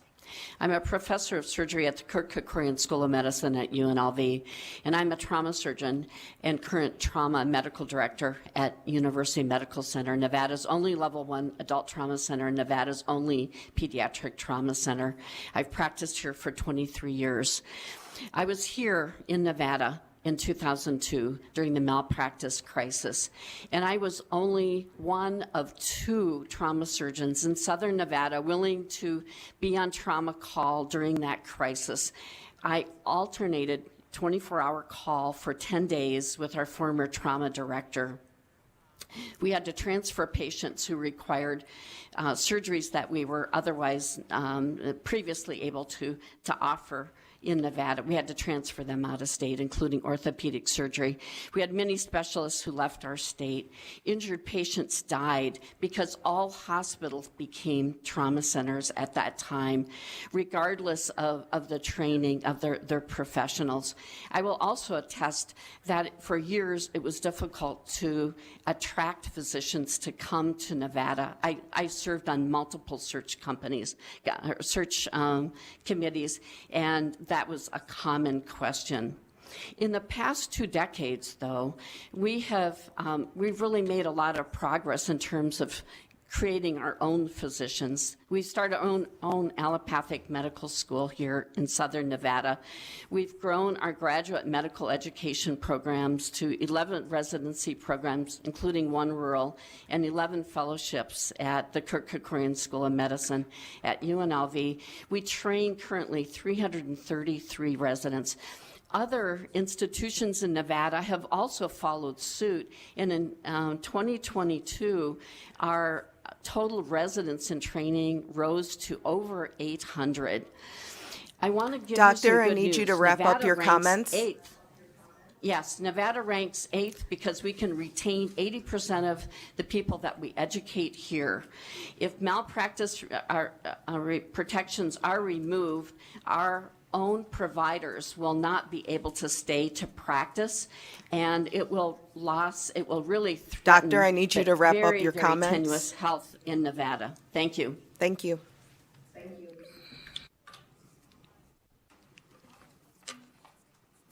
Hello, Madam President and Madam Chair and members of the committee. My name is Claudette Rhodes, Rhoades, and I am the president of the Nevada Advanced Practice Nurse Association. In my other life, I'm the Western District Director for the American Academy of Emergency Nurse Practitioners. However, I'm not representing them at this session. I'm here to speak against AB 404. As you decide on this bill, please keep into consideration that this bill not only affects physicians, but reaches to the entire healthcare community. As an advanced practice provider, my goal is to work in harmony with our patient care team. We're the frontline providers for physical and mental health in our communities in Nevada. As advanced practice providers, we are fully accountable for our independent licenses, and we have our practices as small businesses, making our providers vulnerable to this regulatory proposal. And how will this affect our advanced practice providers? The monetary effect of this increase of more than 6 times the current cap, the extension of the statute limitation, and the joint severability liability will greatly impact the workings of the small business of advanced practice providers. The impact will be felt statewide as practitioners leave the state. Since my area of work is emergency services, I follow those statistics related to emergency medicine. Current projection shows a 48% shortfall of physicians in emergency medicine by 2035. This is just in emergency medicine. Passing this bill with current increased rates will further deplete the availability of our physicians that practice in Nevada. The effects of the physician shortage in other fields is staggering. In Las Vegas, there are 4 ENTs to service this vast population. Can you please wrap up your comments? This bill would decrease that access. Please consider a relook at the impact of this bill. I do not support AB 404. Thank you. Thank you. Thank you. Good morning. My name is Catherine Turpin. I'm a lawyer and a partner with the law firm of John H. Cotton and Associates. My law practice is dedicated to representing and defending Nevada's doctors and other providers of healthcare and professional negligence and medical malpractice lawsuits. I would like to bring attention to the committee the importance of maintaining NRS 41A-045, which provides several liability for defendant providers of healthcare and abrogates joint and several liability. Practically speaking, this provision creates fairness. That means the provider, if found negligent by a jury, is only liable for their own percentage of fault for both economic and non-economic damages. By extension, this means the defendant cannot be held liable for damages caused by a co-defendant or even damages caused by a provider who may have injured the patient but for some reason was not named by the plaintiff as a defendant, or even a defendant who is no longer a party to the case, for example, a dismissed or a settled defendant. Repealing 41A-085 strips providers of this fairness inherent in several liability. Doing so would result in these otherwise complicated and nuanced cases being treated in the courts the same as a car accident case or a slip and fall case. Professional negligence cases are not like all other areas of the law.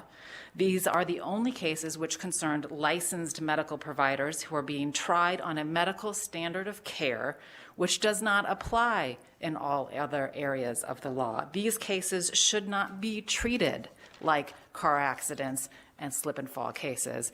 Maintaining several liability requires that plaintiffs and their lawyers more thoroughly work up their cases and reasonably identify and pursue all tortfeasors who may have injured their clients, as opposed to allowing them to sue just one doctor, who then they expect to sue other providers in turn. This is an unfair burden shifting, placing the burden on the defendant providers. I need that you to would, wrap in up your fact, comments. I need you to wrap it up. Yes, I will, which would result in a cascade of subsequent lawsuits.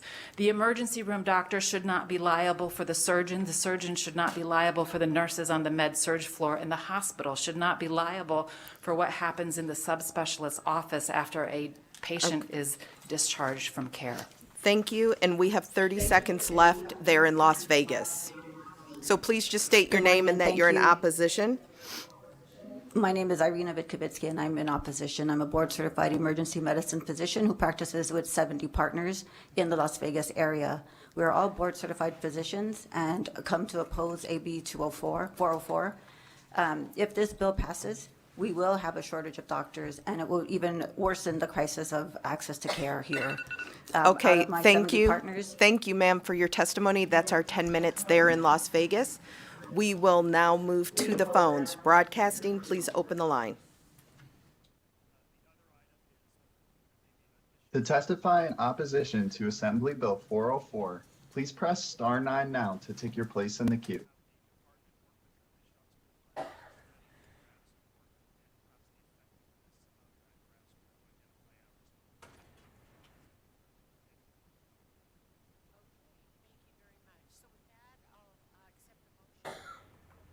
Is it my turn? Yes, please proceed. Hello? This is Nick Spiritos, S-P-I-R-T-O-S. I'm the medical director of the Women's Cancer Center in Las Vegas and vice president of the medical board in the state of Nevada, although I'm not speaking on behalf of the board.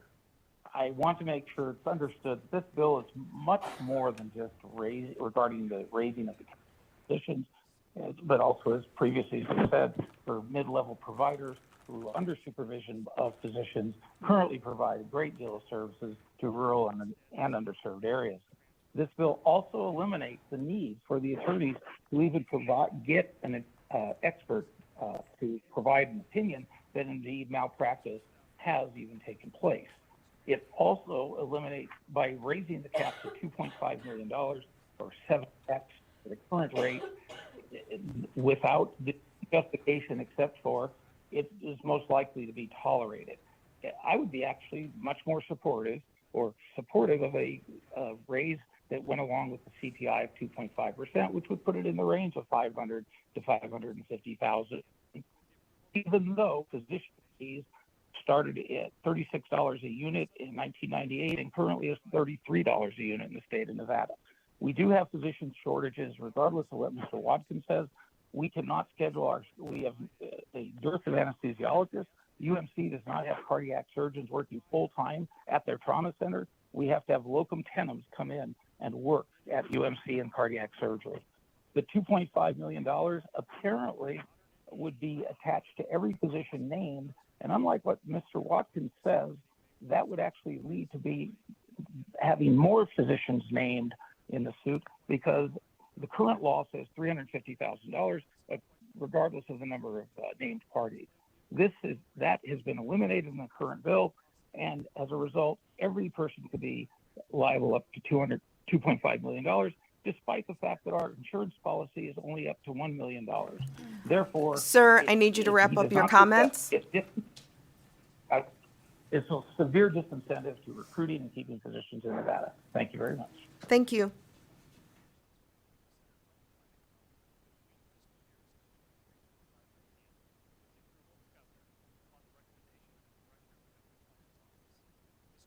Thank you, Chair and members of the committee. My name is Tom Clark. That's T-O-M-C-L-A-R-K. I'm here today on behalf of the Nevada Society of Dermatologists and Dermatological Surgeons, as well as the Reno Sparks Chamber of Commerce. Over the years, this legislature has passed many, many bills that are intended to attract doctors and medical officials to our state, especially in rural Nevada. A lot of data was presented in support of passage of this bill, but we all know the most important statistic. We have a doctor shortage in this great state. Passage of AB 404 will devastate the work that's been done by this body, and we strongly oppose the passage of this legislation. Thank you.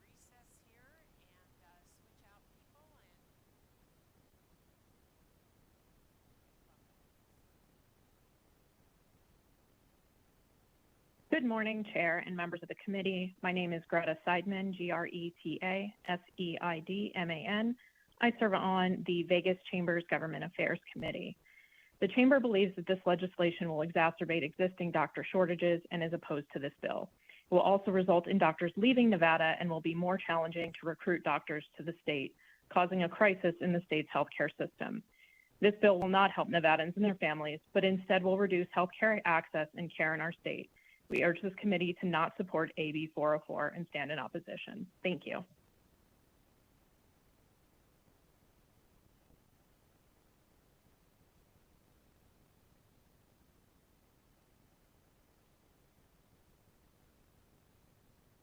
Hello. Am I up? Yes, you are. Please proceed. Great. My name is Howard Barron. I'm a pediatric gastroenterologist practicing here in Las Vegas since 1993. However, in 2002, our practice nearly closed due to the inability to find medical liability insurance coverage. So I'm testifying in opposition today against AB 404. In early 2002, our 3-doctor group was the only pediatric GI practice in the entire state of Nevada. I was actually traveling up to Reno to see patients at Washoe County Medical Center twice per month while providing hospital care and outpatient care along with my 2 partners in Southern Nevada. Our insurance, the St. Paul companies, had previously underwritten up to 60% of the physicians in the state of Nevada. They decided to leave their book of business in Nevada, citing out-of-control lawsuits and settlements in med-mal cases. Most of the other companies underwriting policies for doctors stopped providing the coverage, leaving only a few companies to cover all physicians in our state. This caused an exponential rise in premiums, restricted doctors from practicing fully, and in many cases, there was no company that would cover certain doctors in our groups. The result of this was that my senior partner left the practice of medicine completely at age 43. My junior partner sought a position out of state, as did I. My wife and I were looking for homes in our new location and negotiating fine details of my new position there when finally the patient, at the last day that we had left for finding medical liability coverage in Nevada, we finally got a fax on our machine from Nevada Mutual offering coverage, which was triple the cost of what we were paying previously. My partner and I discussed whether to close our practice and leave or to stay open, and we chose to stay open. Our premium after that rose another 40% the following year, and thankful to Governor Gwynn at that time, creating a co-op called Independent Nevada Doctors in response to this crisis allowed us to bring our premiums down. And with the passage of Question 3 in 2004 in the Nevada ballot, we were able to get back to what our premiums were in our neighboring states. Sir, I need Since you to then, wrap up your our comments. practices- Please wrap it up. Thank you. I would like to just say that I'm in opposition, and I hope our elected leaders in the Assembly and Senate see the chaos that this bill would create and vote to preserve access to care for our most vulnerable citizens. Thank you. Thank you. One question, sir. Can you spell your last name for the record? Might have lost him. Next caller.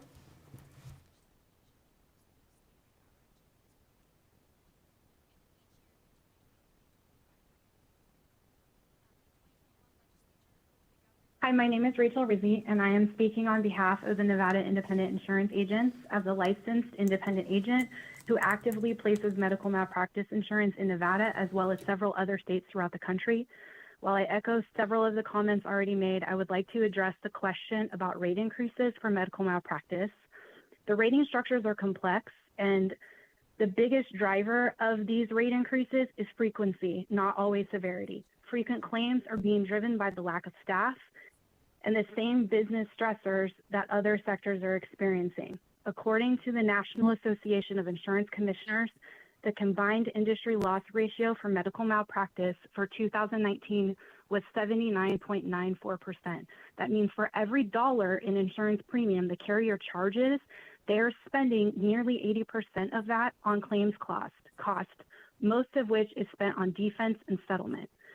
Further, the facilities are experiencing not only an increase in premiums, but also an increase in their self-insured retentions, which leaves less available capital to hire staff to implement preventative protocols and other proactive patient care measures.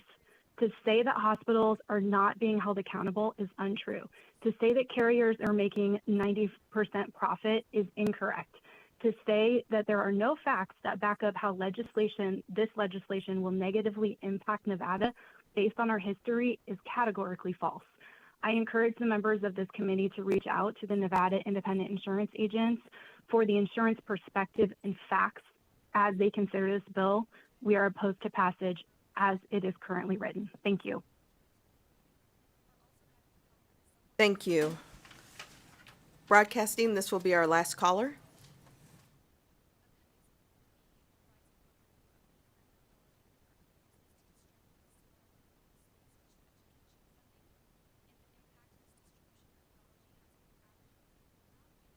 Caller with the last 3 digits, 214, please press *6 to unmute your phone. You are unmuted and may begin.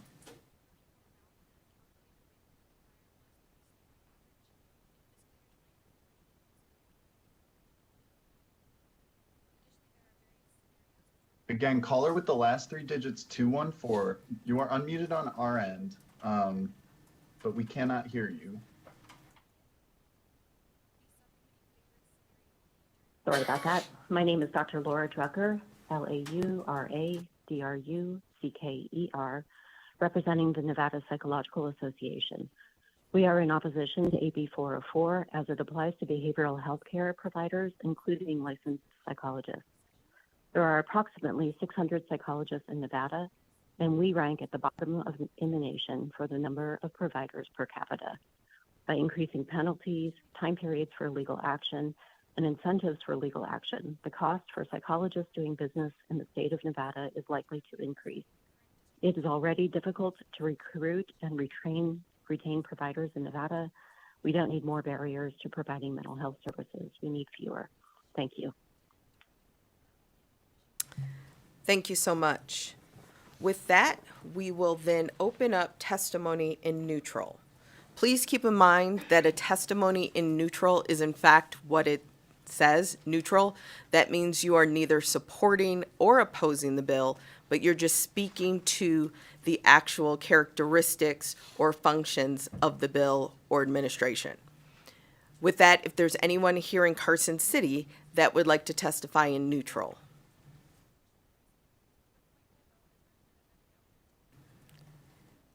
Is there anyone in Las Vegas that would like to testify in neutral? Broadcasting, will you open the lines for anyone that would like to testify in neutral? To testify in neutral to Assembly Bill 404, please press star 9 now to take your place in the queue.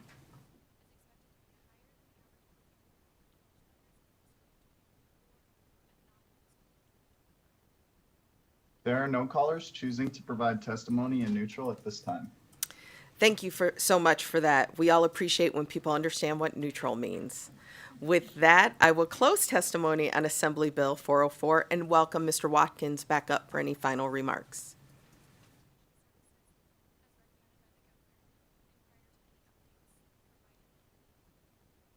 Thank you, Chair and members of the committee, for your thoughtful consideration and questions. I just want to make a few quick points on some inaccuracies that were made in opposition. I'll try to do them quickly and in order. Firstly, the testimony that this bill would change the current construct of the caps of being $350,000 against a case in total and make it $2.5 million per plaintiff per defendant is inaccurate. That was ruled on by the Supreme Court in Tam versus 8th Judicial District Court. This does not change that characteristic in any way. It is $2.5 million in the case in total. I'd also like to address the testimony in regards to the statement that in 2019, the insurance industry had a 93% direct loss ratio. The testimony was that means that every dollar of premium they got, 93 cents on that dollar went out to pay for losses. That is inaccurate. In that year of 2019, the 93% was direct loss plus overhead and expenses, meaning it is the inverse of the profit for that year. The insurance industry made a 7% profit that year. That is the 1 year that in the entire time since this law went into effect that their profit margin was a single digit. That color kept out the year of 2012, in which case the direct loss plus overhead ratio was 8%, meaning the profit margin was 92%. On average, since this law went into effect, the direct loss plus overhead ratio is around 54%, meaning the average profit margin is 46%.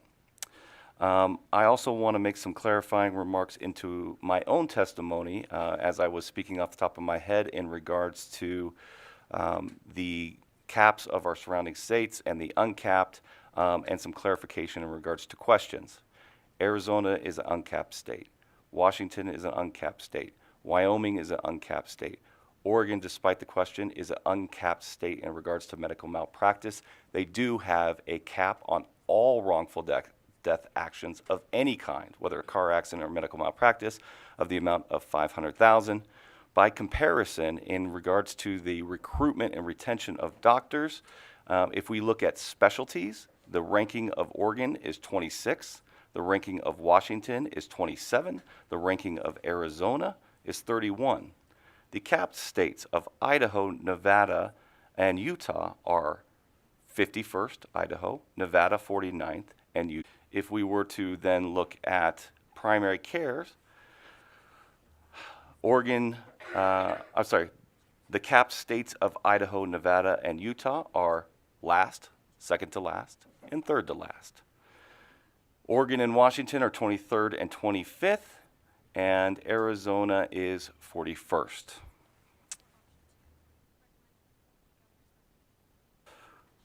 Lastly, thirdly, in regards to the testimony of several liability and how that is appropriate for professional negligence claims, because there's a different standard than, say, car accidents.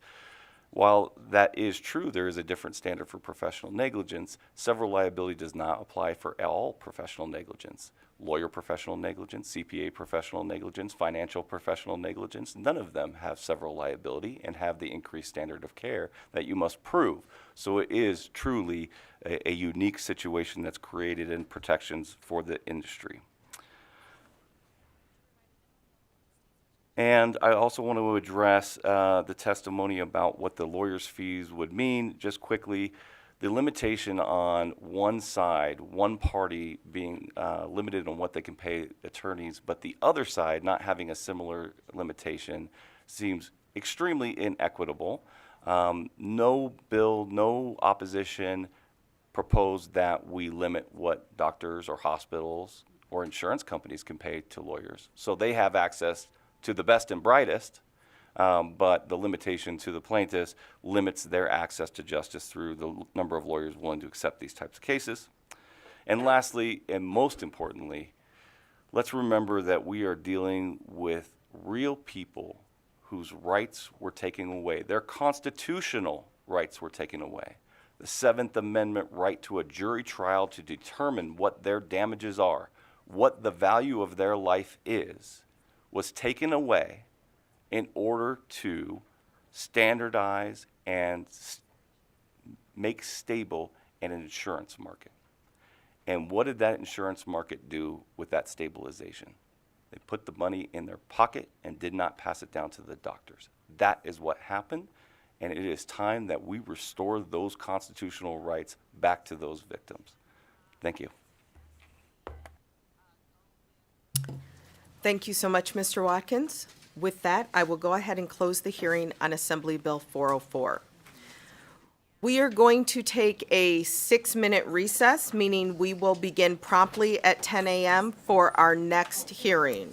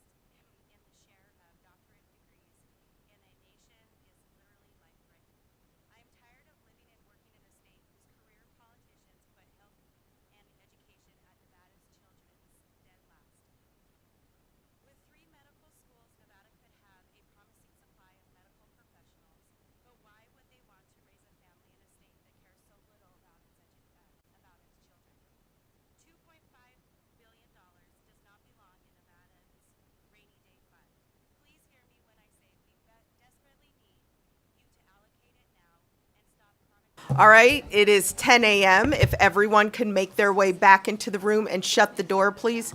Could we have someone shut the door? Thank you so much, Ms. Roth.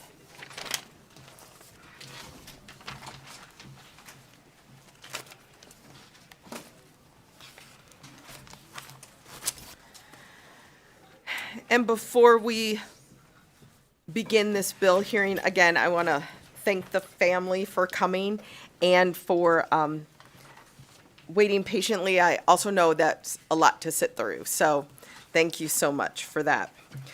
We do have our second hearing for the day. Today we have Senate Bill 322, which revises provisions relating to reckless driving. This bill is sponsored by Senator Stone and will be co-presented with Assemblyman Urick and Mr. Jason Patchett. With that, your Senate bill hearing is open. So I'll give you a few minutes to get up and get settled.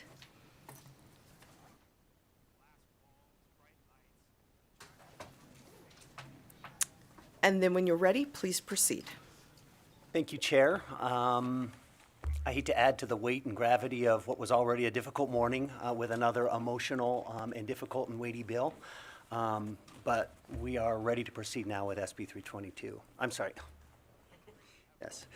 So, Chair Miller, my colleagues on the Assembly Judiciary Committee, for the record, my name is Toby Urick. I have the privilege of representing Assembly District 19, which is the unfortunate location of the tragic incident that has us here today presenting SB 322. By way of background, we're here to address a growing concern in our community, and that's the rise of reckless driving and its heartbreaking consequences. Many of you know that I served as a law enforcement officer with the City of Henderson for 2 decades, and I will tell you that during that time, I had the unfortunate experience of responding to far too many traffic incidents where the thoughtless and negligent behavior of one led to the ultimate fate of another. I watched too many families struggle to put the pieces of their lives back together long after the perpetrator who caused such devastation was set free to resume their life as normal.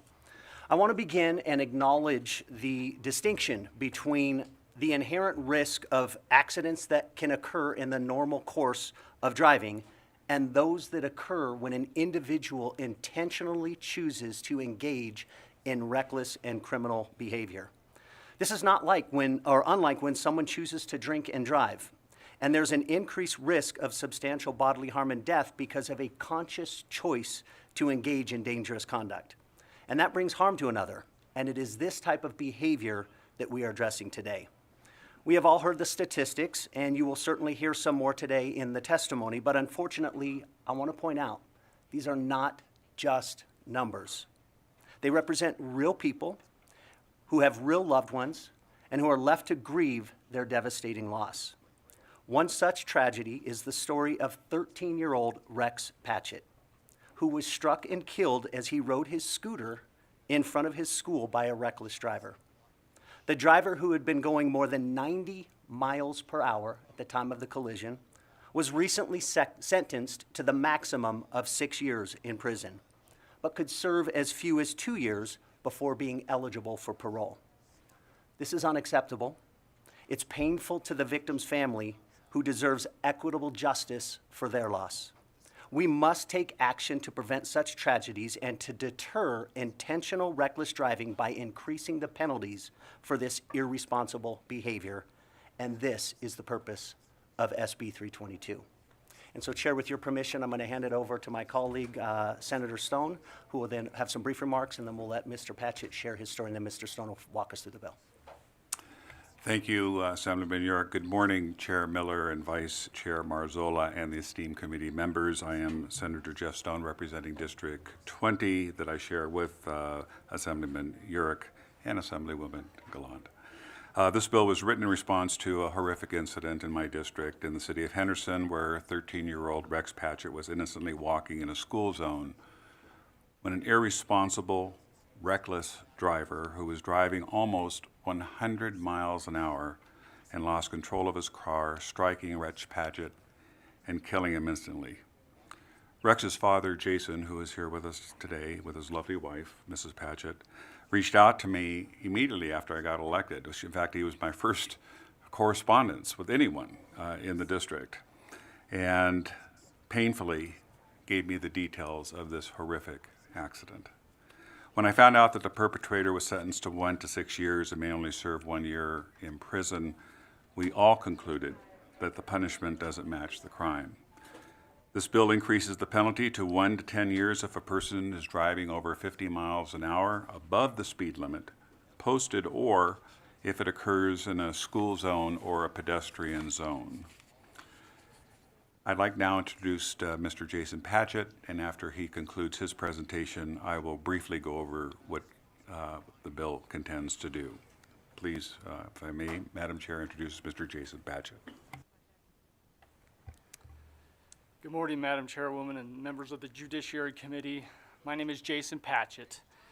I want to first say thank you for allowing me to testify before you today and present this bill, as well as allowing us to introduce you to our son, Rex.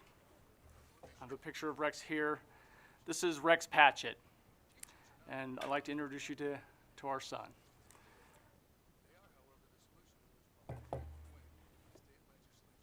I testify before you this morning as a father of a child who was violently killed by a reckless driver 14 months ago. I speak to you today as a victim of reckless driving. Words cannot begin to adequately describe the horror that my family and I are plagued with day in and day out. We have forever been deeply and painfully hurt by the senseless killing of our precious son and brother Rex. It has completely and utterly uprooted our lives in ways unimaginable. Our plea to you today is that you see it within your hearts to fully consider why Rex's law matters to your constituents and all of Nevadans. Justice requires holding those who commit heinous criminal acts within our community accountable for their atrocities, especially when the victims of these heinous crimes are our children. It is time to send a strong, effective message to those who decide to wreak mayhem on our roadways and drive criminally reckless. It seems each time you turn on the news, there is yet another report of an innocent pedestrian senselessly killed at the hands of someone behind the wheel of a vehicle. Vehicle violence in our community is sadly an epidemic and has become, frankly, disgusting. This egregious and criminal behavior must not be tolerated. Handing down strong sentences to criminals will, first and foremost, bring some sense of justice to the victims, their family, their friends, and the community members, and will also send a strong, clear message that the citizens of this state, the state of Nevada, have zero tolerance for the vehicle violence perpetrated on our roadways, especially on the roadways within our neighborhoods and near our children's schools. On March 7th, 2022,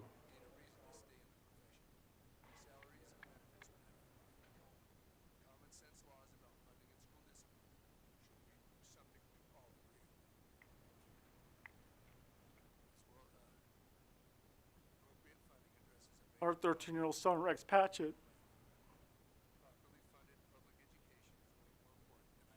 while on a sidewalk in front of his middle school and on his way home for dinner, was violently struck and killed by a reckless driver. In the days following the senseless killing of our son, we learned of the egregious facts and circumstances surrounding the events of March 7th. Facts and circumstances that have occupied our minds daily. Facts and circumstances that terrorize us each second of our lives. Facts and circumstances that have truly shaken us to the core. Around 5 p.m. on March 7th, a 21-year-old driver, who I'll refer to as the defendant, while driving his Ford Mustang sports car, had been observed by bystanders driving recklessly along the roadway in front of Mannion Middle School in Henderson, Nevada, for several minutes prior to the collision. One bystander stated that he witnessed the Mustang enter the roundabout between the middle school and the elementary school at a high rate of speed, do a full 360 while fishtailing around the roundabout, almost strike the bystander and another car in the area, then proceed west on Paradise Hills, which is the road in front of Manning Middle School, at a high rate of speed while continuing to swerve and fishtail up the road. Seconds before Rex was killed, the defendant began driving at an excessive speed eastbound along Paradise Hills Road in the number 1 travel lane, directly towards a well-known and significant bump in the roadway, which for years provided extremely reckless thrill seekers an opportunity to launch their vehicles into the air. Once the defendant's sports car struck the bump in the roadway, the defendant lost control of his vehicle, struck the curb, rotated approximately 90 degrees counterclockwise, slid along the curb and the sidewalk, violently struck Rex, who was on that sidewalk, causing him to become airborne and land in the landscaped area on the middle school grounds, where he succumbed instantly to his injuries. Police determined that upon losing control of his vehicle, the defendant was operating his vehicle at an approximate speed of 97.42 miles per hour.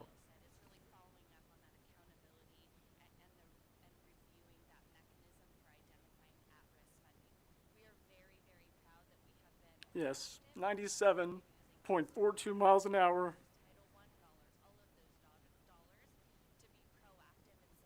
In front of a middle school. In an elementary school. At a time of day where the likelihood of children present along the sidewalks is an almost absolute. In an exclusively residential neighborhood. In an area with a posted speed limit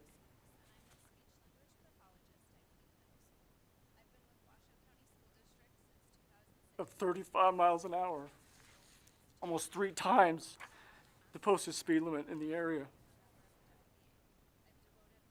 Our feelings and knowledge of these egregious facts and circumstances concerning that horrendous evening on March 7th haunt us every second of every day. They haunt me as I testify before you. This is our painful reality, and one that we have been forced into with no way to escape. On March 7th, my family and I were sentenced to a life in the prison of all prisons. The prison of lifelong pain, grief, fear, uncertainty, loss, anger, sorrow, heartache, despair, hopelessness, and sadness. We were given no leniency, no plea deal, no suspended sentence, no probation.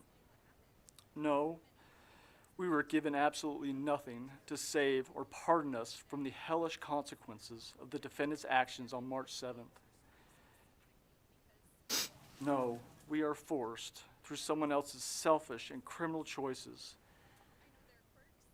to suffer our entire lives with the brutally painful reality that our beautiful, precious 13-year-old son and brother Rex is gone, dead, violently killed at the hands of a reckless driver. Currently, the sentence for a conviction of reckless driving resulting in death is a minimum of 1 year to a maximum of 6 years in prison, and the sentence can be suspended or probation may be granted. As a comparison, the sentence for a conviction of DUI resulting in death is a minimum of 2 years to a maximum of 20 years in prison, and the sentence cannot be suspended or probation cannot be granted. The only difference in most DUI cases that result in death and reckless driving cases that result in death is the element of impairment. If the person who killed my son had been under the influence, the penalty would have been substantially different. The choice to drive while impaired must be punished, and currently Nevada law does just that. The choice to drive 97 miles per hour in a 35-mile-an-hour zone in front of a school in an exclusively residential neighborhood, and at a time of day where the children are present, all while 100% stone cold sober and in complete control of one's decision-making and physical capabilities, must also, if not equally, punished. However, under Nevada law currently, it is not. The potential sentence to 1 to 6 years in prison does not provide equitable justice for such an egregious case of reckless driving. Simply put, the punishment does not fit the crime. Madam Chair, members of the Judiciary Committee, if the facts of a reckless driving case are as egregious and extreme as the one where my son was killed, and those facts do not warrant a prison sentence of more than 6 years, then I cannot even begin to imagine, nor would I even want to imagine, a set of facts more egregious or more extreme that would. We must do better. We must enable our judges with the legal means necessary to hand down appropriate sentences in cases of felony reckless driving that are so egregious and so reckless. Rex's law does just that. Now, the passage of Rex's law will not bring our son back, nor will it increase the penalty for the reckless driver who killed Rex. So why are my wife and I here today? Why am I testifying before you this morning? The reason is simple. We are here today because of the way my son Rex chose to live his 13 years of life. I would like to share something with each of you that my wife has learned about Rex over the past 14 months since his death. Shortly after his death, a friend of mine contacted me and shared something his son had shared with him. In the words of my friend's son, he wrote, quote, "On Tuesday, the day after Rex's death, I was walking into PE at Mannion Middle School. I noticed that one of my friends, who has a disability, was crying. When I asked what was wrong, he said only 2 words to me: the crash.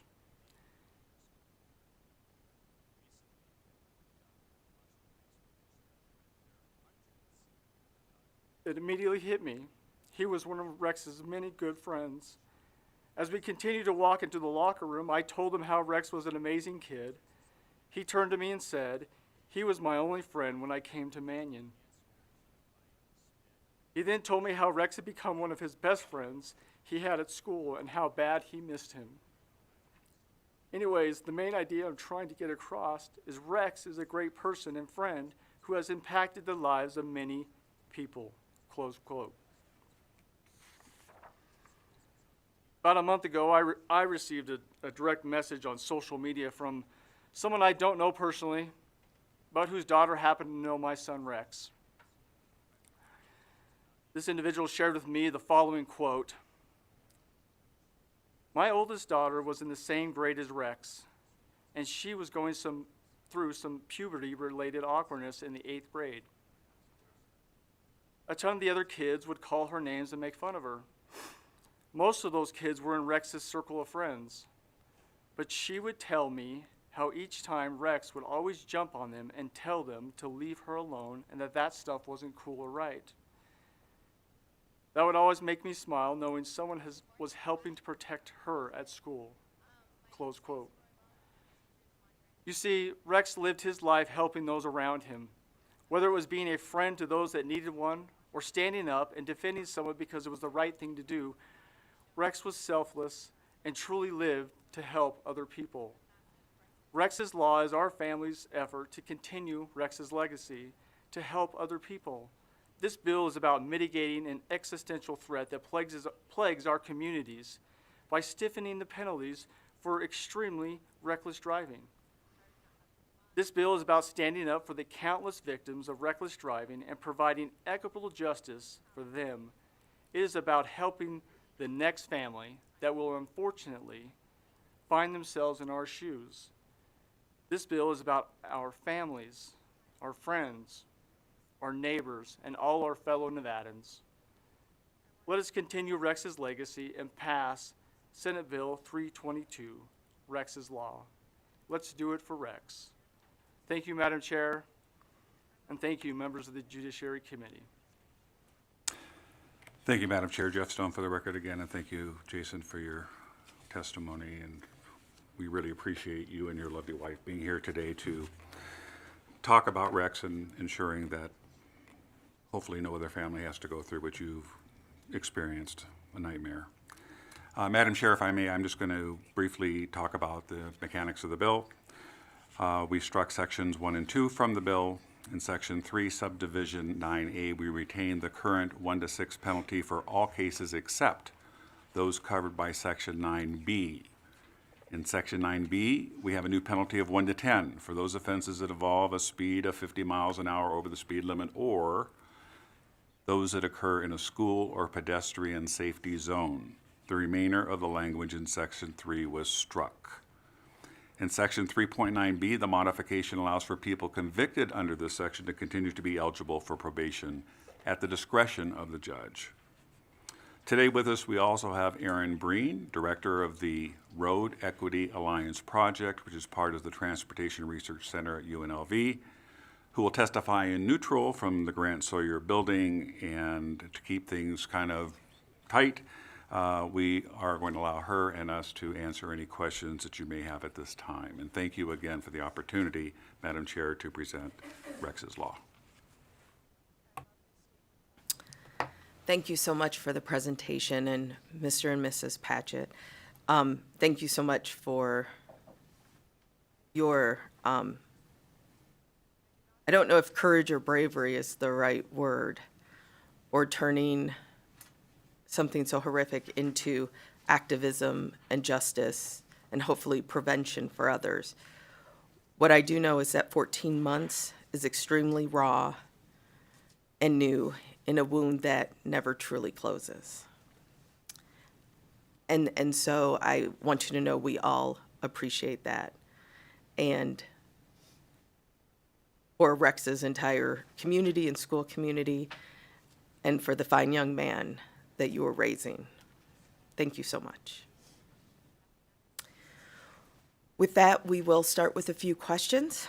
Our first question is from Assemblywoman Bilbray Axelrod.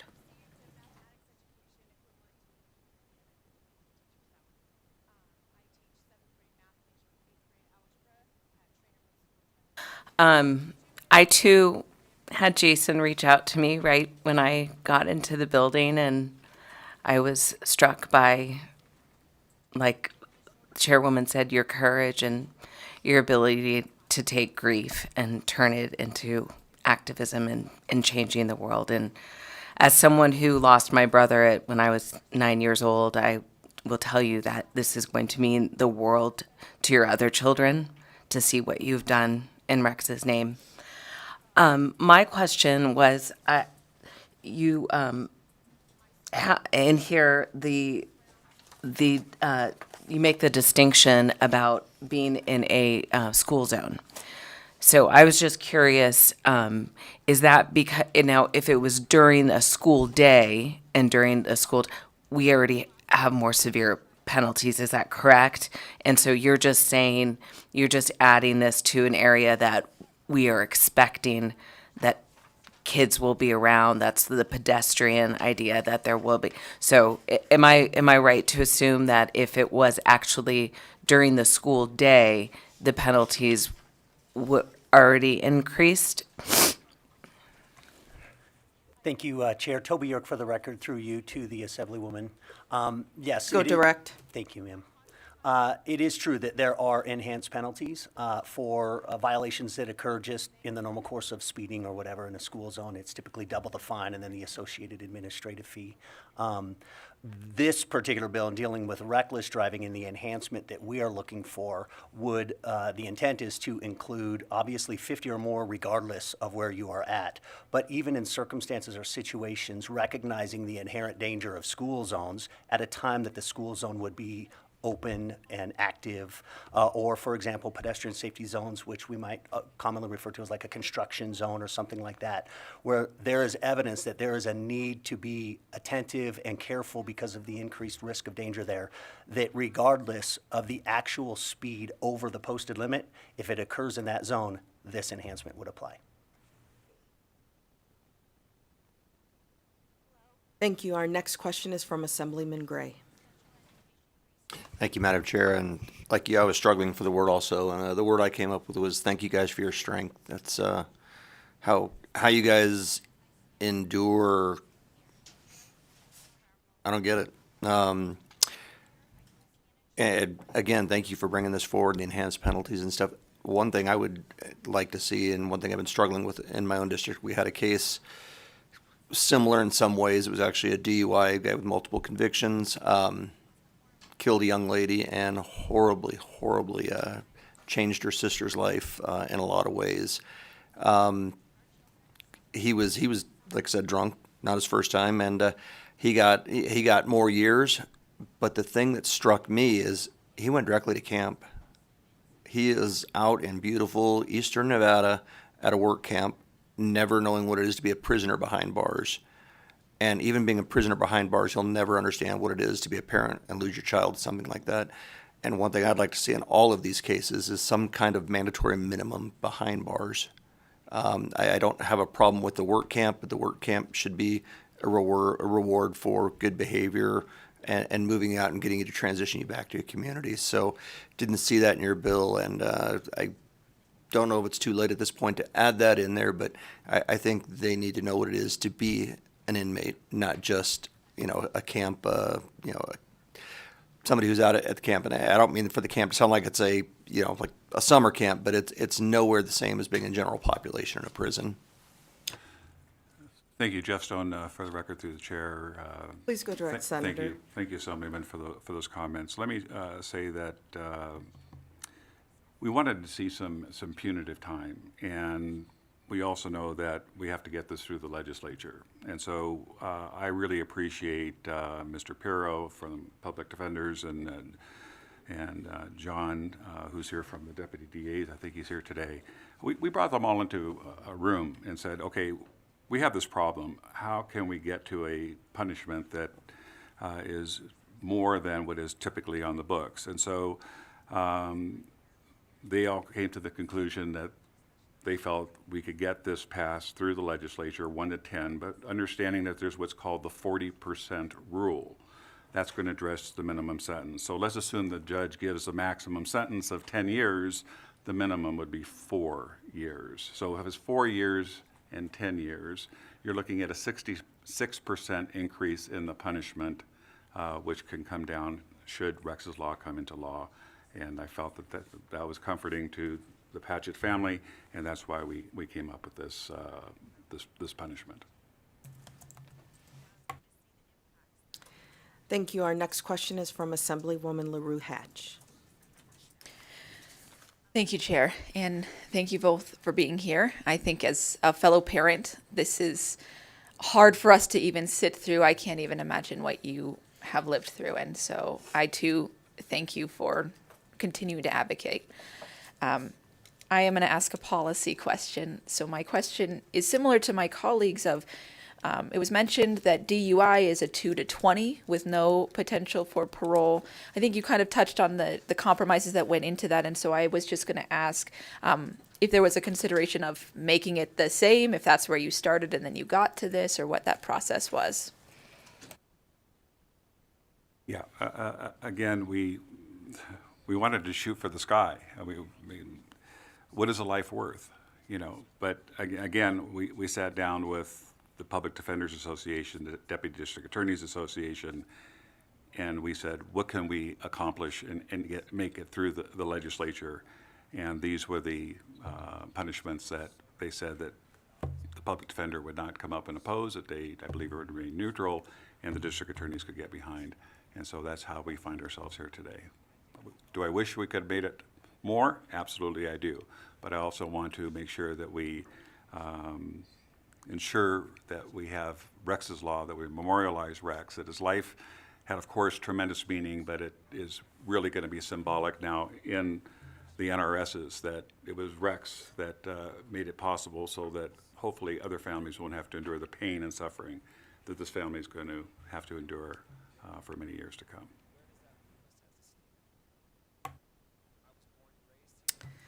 Thank you. Our next question is from Assemblywoman Hardy. Thank you, Chair. And thank you for being here and for sharing this incredibly sad and horrific story. I didn't know you prior to this, but I have a very good friend that lives over in your neighborhood and who knew you. And I saw her shortly after this incident, and she told me some information and shared some things that she knew. And so I felt that through my good friend, I had a personal connection with you. And I too just share how incredibly brave you are, and being there in the community and in our state, sharing your faith and how you are able to get through something that's just unspeakable, that anyone with a child just can't even imagine losing one in such a horrific way as this. And so thank you. And it was just an honor to meet you both today. So my question, I will just kind of follow up with, I believe, we wish that it could go farther, because in your opening, Assemblyman, you mentioned, people that drive recklessly like this are making a conscious choice. They're given a privilege to drive, and they make these decisions, these intentional decisions to go out into their communities and drive this way. So yes, I think it should have gone further, but again, whatever we can do to honor recs in our statutes and hopefully prevent other families from going through what you've gone through is, the least we can do. So my question is, regarding the 50 miles per hour or more, how did you arrive at that? Because, in my mind, if you're in a 25 mile per hour zone and you're going even 45 or 50 in a neighborhood, that's excessive. Or if you're going, the speed limit's 55 and you're driving 85 or 90, I'm just wondering how you arrived at the 50 miles per hour. Thank you, Assemblywoman, for the question. Toby York for the record. Really what we tried to do was truly delineate the difference between kind of what I alluded to in my opening remarks. People speed, right? We know it is a big issue. It's hard to, you probably nothing more frustrating than getting behind somebody on the freeway that's doing the speed limit, right? Because people are just flying. At what level can you apply this that would just show and demonstrate egregious, intentional, and reckless conduct? And so I don't know, Senator Stone, if you've got more on that specific number, but that was the intent, was to clearly delineate that intentional, reckless behavior from what we know occurs on a pretty frequent basis with just speeding, even at higher levels. Jeff Stone for the record. I was consulting back and forth with LCB, and we wanted to have that important delineation, and it was the recommendation of the LCB attorney that we use 50 miles over the speed limit to, without question, show that that was exhibition of speed in a school zone or pedestrian zone. Thank you for the question.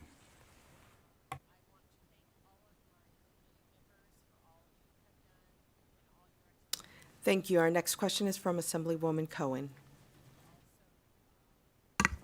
Thank you, Chair, and thank you both for coming. We really appreciate it, and hope you will share with your other children how impressed the whole committee was with you, and appreciated you coming up and meeting with us.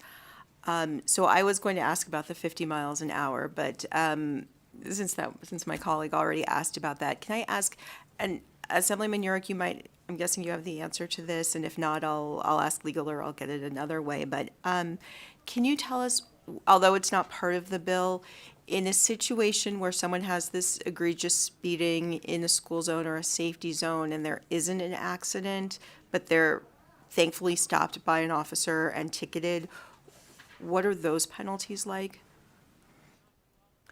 Thank you, Assemblywoman, for the question. Toby York for the record. I have been retired for 8 years now. So I don't know, because they're constantly adjusted over the years, and so legal might be able to advise what that current schedule is for reckless driving. I'm sorry, could you repeat that question for me? Yes, so the same situation as in the bill. So the over 50 miles an hour in a school zone or safety zone, but no accident and stopped by an officer and receiving a ticket. And I'm sorry, I didn't realize it had been 8 years. I thought it'd been a much shorter time period. I guess I guess you needed time to get through law school. The penalties are typically doubled, although there is a cap on the penalty for of $1,000 or 6 months of imprisonment or 120 hours of community service. Typically, it's just a doubling of the fine. Thank you. Okay, thank you. Our next question will be from Assemblywoman Hanson. Thank you, Madam Chair, and I appreciated having a couple of quiet moments with you. I think what's difficult, yes, we would like this to be more, and then we have to be pragmatic, right, getting through this legislative body. The unfortunate thing is Rex didn't get that due process that we are now offering to those who commit these heinous crimes. So that stings, but we move forward. So thank you for modeling such gracious behavior and coming before us today. On page 5, so it's section 3. Let me see. It's section 3, sub 9, page 3. So it'd be the B, where we get to the minimum term, not less than 1 year. But then going down to 1, the violation involves operating a vehicle at a rate of speed that's 50 miles per hour or over the posted speed limit, or, now we get to the part, the violation is committed in an area designated as a pedestrian safety zone or a school zone or a crossing school zone. I'm just making sure I'm understanding it right, that this occurred after school hours, but at a school grounds. So if somebody's going less than 50 miles over, say it's 45, and it's 7 in the evening, and it's right by the school, it applies. I'm trying to distinguish between, sometimes when we say school zone, we think when the lights are flashing, and so, but we know children and even adults are around schools all, even on the weekends, playing on the lawn or doing other things. So trying to understand how that applies, and I apologize if you clarified it and I, in my emotion, just didn't capture it. Thank you, Assemblywoman, for the question. Toby York for the record. We could get clarification from legal on it, but it was my understanding. So, for example, the scenario that you talked about, if this was at this time, 7 o'clock at night, where there still are people around, this would have applied in this case specifically because the individual is going in excess of 50 miles an hour over the speed limit. So it would have applied to this specific case. However, if that driver had been doing 30 miles an hour over the speed limit at that time of night in a school zone that was not active, it would not apply. It would revert back to, I believe, regular reckless driving and the enhancements or that are there for the sanctions that are available for reckless. And we can get clarification from legal if we would like. And just a follow-up, Chair, when we're ready. Let's first hear the response from legal, please. Just if I understand that, so you're talking about a reckless driving violation that occurred in a school zone, but not during school hours, and it did not involve speeding 50 miles over the speed limit? Yes, but now that I'm hearing it back, let me rephrase it. Actually, if it is the 50 over in a school zone, regardless of what time of the day it is, 7 p.m., this applies.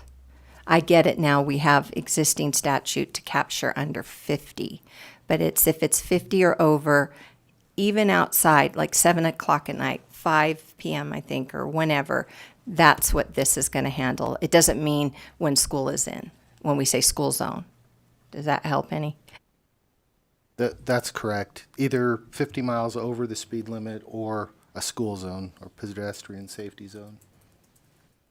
Outside of school hours. Outside of school hours or inside school hours. It doesn't differentiate between the time the violation occurs. Thank you. Assemblywoman, are you still asking for that follow-up? No, that, and I apologize. probably was clear, but I think in the heat of the emotion, what I was trying to understand is I was getting caught on school zone and thinking out that we only think about a school zone sometimes when the lights are flashing. But the reason for this bill is to cover those areas because this unfortunately occurred outside of school hours. So it was clarified? Yes. Thank you. Assembly, I think we're done with our questions. With that, we will open it up for testimony. So starting here in Carson City, anyone who would like to come and support Senate Bill 322?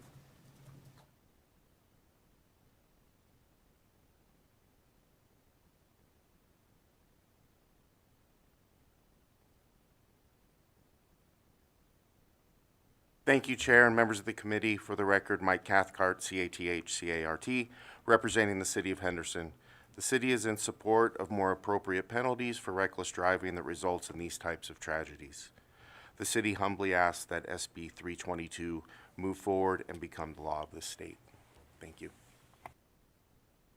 Good morning, Chair Miller, members of the committee. My name is John Abel, Director of Governmental Affairs for the LVPPA, the union that represents Metro officers. 2012, I responded to the intersection of Spring Mountain and Decatur, where a car was driving excessive speeds of probably 100 miles an hour and hit a bus stop, killing 4 people. When I responded, all I saw was body parts, legs, heads, arms of people laying there. It will forever live in my memory. I'll never forget it. I've responded to other deaths before, but this one specifically hit me hard. And I remember thinking that day, what can we do to stop this? And this law seeks to at least help do that. So for that reason, we support this bill. Thank you. Good morning, Chair Miller, committee members. My name is Candace Townsend, and I represent the City of North Las Vegas. I'm here to testify in support of SB 322, known as Rex's Law. The 2022 Dangerous by Design report ranked Nevada as the 8th deadliest state for pedestrians and the Las Vegas metropolitan area as the 22nd most dangerous metropolitan area for pedestrians. This is why Rex's Law is so important. It will increase penalties and create accountability for reckless drivers to prevent more tragic incidents. I want to thank the bill's sponsors, Senator Stone, Assemblyman Urick, and most important, Rex's parents, Mr. I'm sorry, I'm really sensitive. Mr. and Mrs. Patchett, I can't imagine what you guys are going through. My heart goes out to you guys. I'm done. I'm sorry. Thank you, Chair Miller, members of the Assembly Judiciary Committee. My name is John Jones, here on behalf of the Nevada District Attorneys Association in support of Rex's Law. I want to start off by thanking the Patchett family, Senator Stone, and Assemblyman Urick for bringing this bill.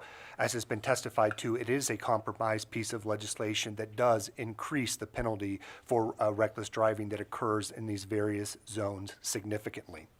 And I do want to take a brief moment to answer Assemblywoman Hansen's questions. 484B.063 defines school zone as, quote, sections of streets adjacent to school property. So there are no time limits in statute with respect to that definition. Thank you. Chair Miller and the Assembly Committee on Judiciary, good morning. My name is Chris Reese, it's R-I-E-S, and I represent the Las Vegas Metropolitan Police Department. We support Rex's Law, SB 322, and I echo the statements of Mr. Jones. I would like to thank Assemblyman Urick, Senator Stone, and again, most importantly, the Patchett family. Thank you. Chair Miller and members of the committee, for the record, my name is Pamela Del Porto, D-E-L-P-O-R-T-O. I'm Executive Director, for Nevada Sheriffs and Chiefs, and we're in strong support. Thank you for your strength and courage. Thank you, Senator Stone. Good morning, Chair Miller, members of the committee. Jason Walker, Jasonwalker, testifying for the Washington County Sheriff's Office, happily supporting Rex's Law, Senate Bill 322. Good morning, Chair and members of the committee. My name is Jeff Rogan, and I represent Clark County. Clark County is in full support of Rex's Law. We think it's an important piece of legislation. It's another tool that we can use to make sure that drivers engage in lawful behavior when they're on our roadways. We've seen too much of this kind of behavior that has resulted in the death or substantial bodily harm of our citizens, and this will help This bill will help stop that. So I urge your support on this bill. Thank you. Thank you. Is there anyone else here that would like to testify in support of Senate Bill 322?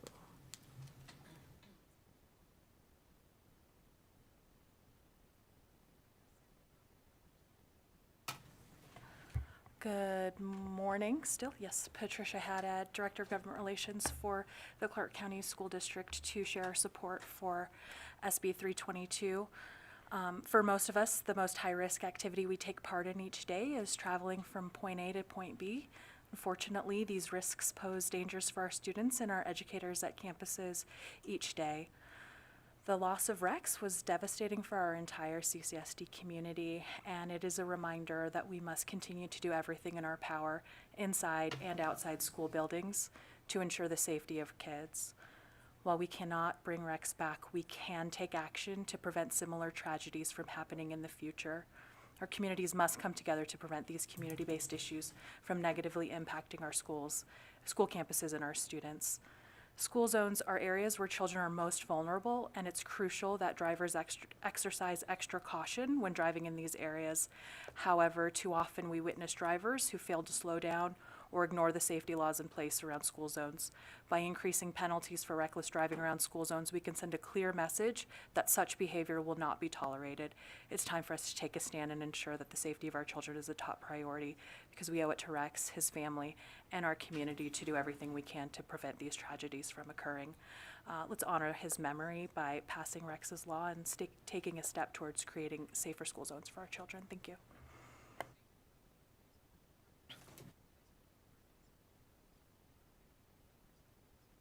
Thank you. Is there anyone else here to testify in support of Senate Bill 322? I'd also like to say to those testifying, we normalized crying in this committee sessions ago. No one tells you when you get elected because, you know, you've seen all those movies and you've seen legislators and electeds ranting and raving and jumping off desks and throwing papers in the air. No one ever told you how many hearings you'd sit through that were just really emotionally stirring, and that your natural empathetic nature would kick in. So yes, crying is more than welcomed and accepted as a shared activity here in Assembly Judiciary. With that, I will open it up for opposition. If there's anyone here choosing to testify in opposition of Senate Bill 322. Nope, I'm sorry. Is there anyone supporting? I need to go back to support. There in Las Vegas, is there anyone that would like to testify in support of Senate Bill?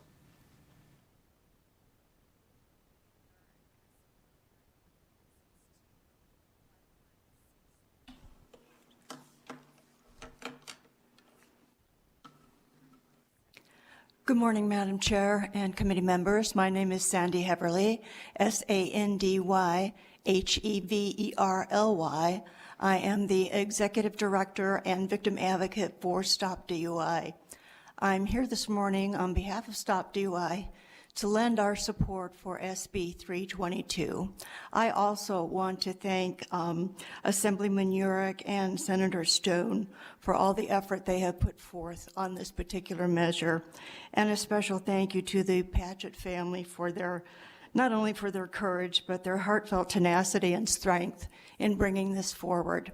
So I humbly and respectfully ask for your favorable vote on SB 322. Thank you.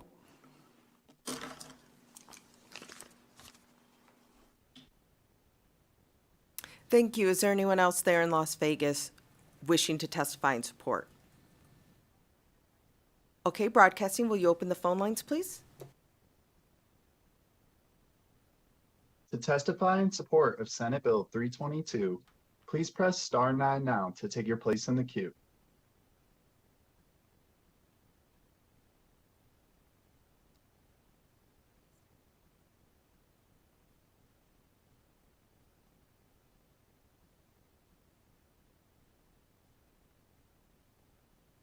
Caller with the last three digits. You may begin. My name is Christopher Finley, CHRISTOPHER, Finley, FINDLAY. and I'm strongly in favor of this bill.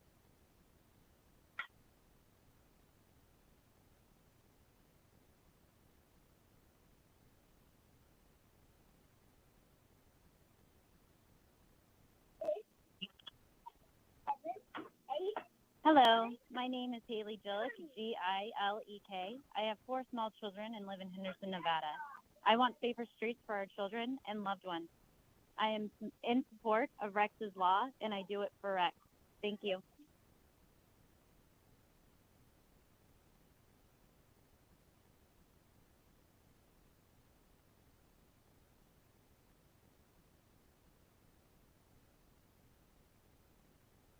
Hi, my name is Chelsea Jensen, Jensen. I'm a resident of Henderson, Nevada. I have 4 kids and I support Rex's law. Do it for Rex. Thanks.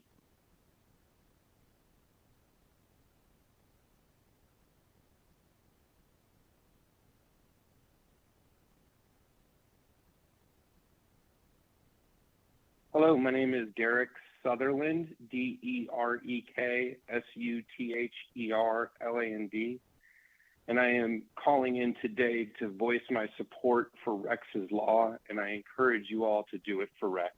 Thank you very much.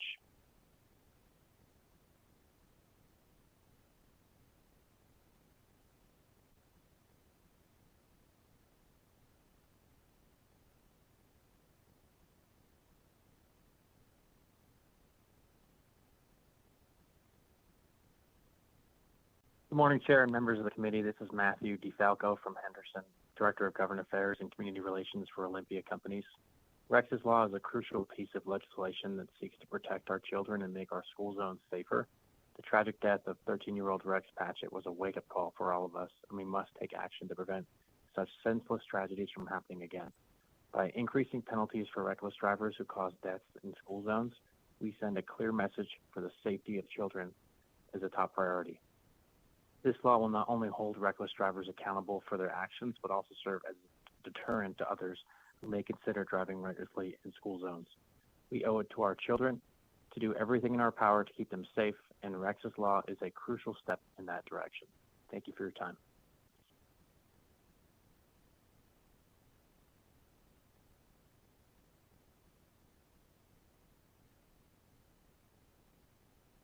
Good morning, Chair and members of the committee. Hello? We're having a hard time hearing you. Better? We're having a hard time hearing you.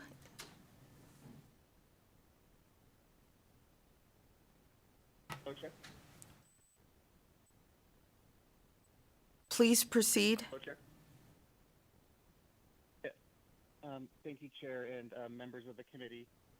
Matthew Wilkie for the record. I am calling in support of Senate Bill 320. Sir, we're really having a difficult...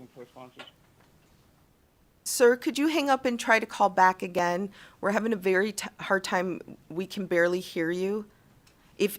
When you get back in, I will make sure broadcasting will let you back in the queue regardless of when you call in. So could you try to hang up and call us back, please?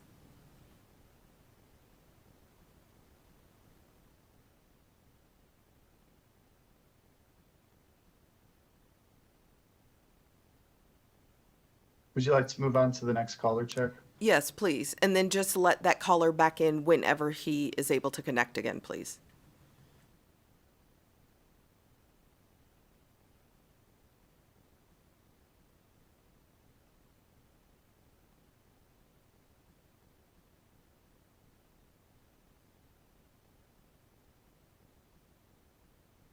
Caller with the last 3 digits 147, please press *6 to unmute your phone.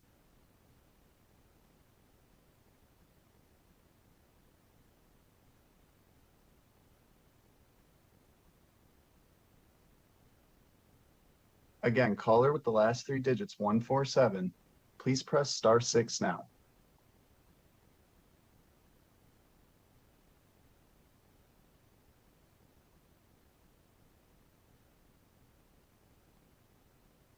caller seems to be having issues unmuting their phone. Would you like to move on, Chair? Yes, please. And for that caller, please try to call back and get yourself back in the queue. We understand technical difficulties. But yes, broadcasting, next caller, please.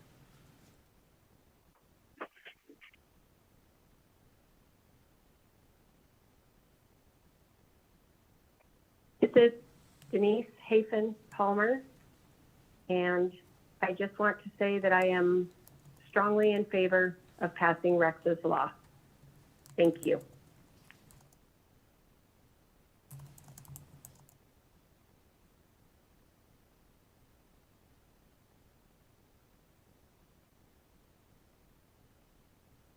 All right. Good morning, Chair and members of the committee. Thank you for allowing me to get back into queue. My name is Matthew Wilkie, for the record, MATTHEWWILKIE, and I'm calling in full support of Senate Bill 322. I want to thank Senator Stone and every single sponsor and co-sponsor for bringing this bipartisan legislation forward. Increasing the term for imprisonment for reckless driving is a necessary step towards keeping our roads safe. Such reckless behaviors puts innocent lives at risk, as we've heard multiple stories today, and it is crucial that these consequences reflect the severity of these offenses. Rex's law is an essential measure in preventing and deterring reckless driving. It will help ensure that those who choose to discard the law are held accountable for their actions. Lastly, I want to thank the Padgett family for their tremendous strength for being there. Thank you so much. I appreciate your guys' time. Thank you so much, and we're glad you were able to get back in as well. Next caller.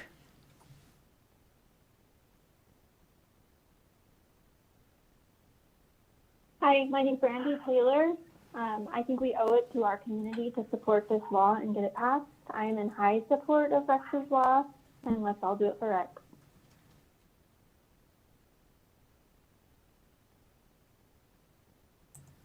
There are no other callers to provide testimony in support at this time. Thank you so much for that. With that, I will open it up for opposition testimony. If there's anyone wishing to oppose Senate Bill 322, please come forward. Is there anyone there in Las Vegas? Broadcasting, will you open the lines for anyone that would like to testify in opposition of 322?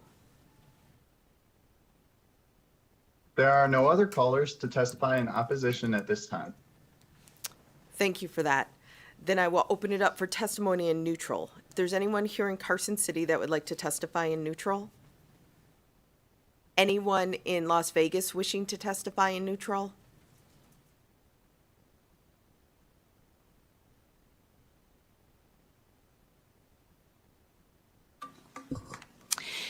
Good morning. I'm Dr. Deborah Kuhls, and that's spelled Deborah. Last name is Kuhls. I'm a professor of surgery at the Kirk Kerkorian School of Medicine at UNLV. I'm also a trauma surgeon and trauma medical director at University Medical Center of Southern Nevada. That is Nevada's only level 1 trauma center and Nevada's only pediatric trauma center. I want to remind everyone today that the number 1 cause of death for the first 44 years of life, including childhood, is injury.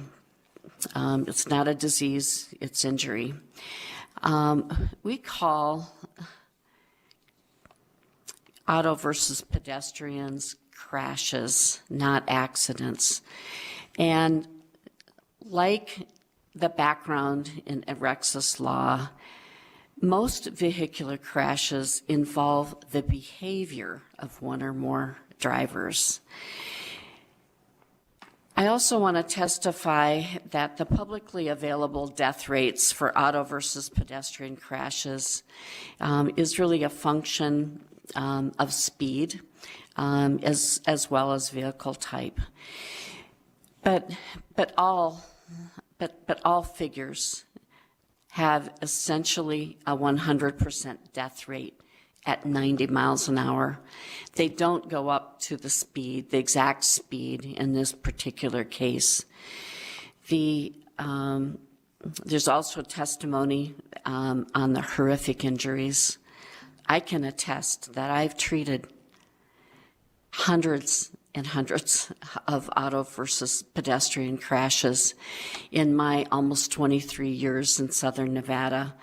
And the injuries are just, kind of beyond imagination. So many die or are maimed for life. And I would just say, as a trauma surgeon, there is absolutely no Saturday when I talk with parents and other family members, particularly in the loss of their child.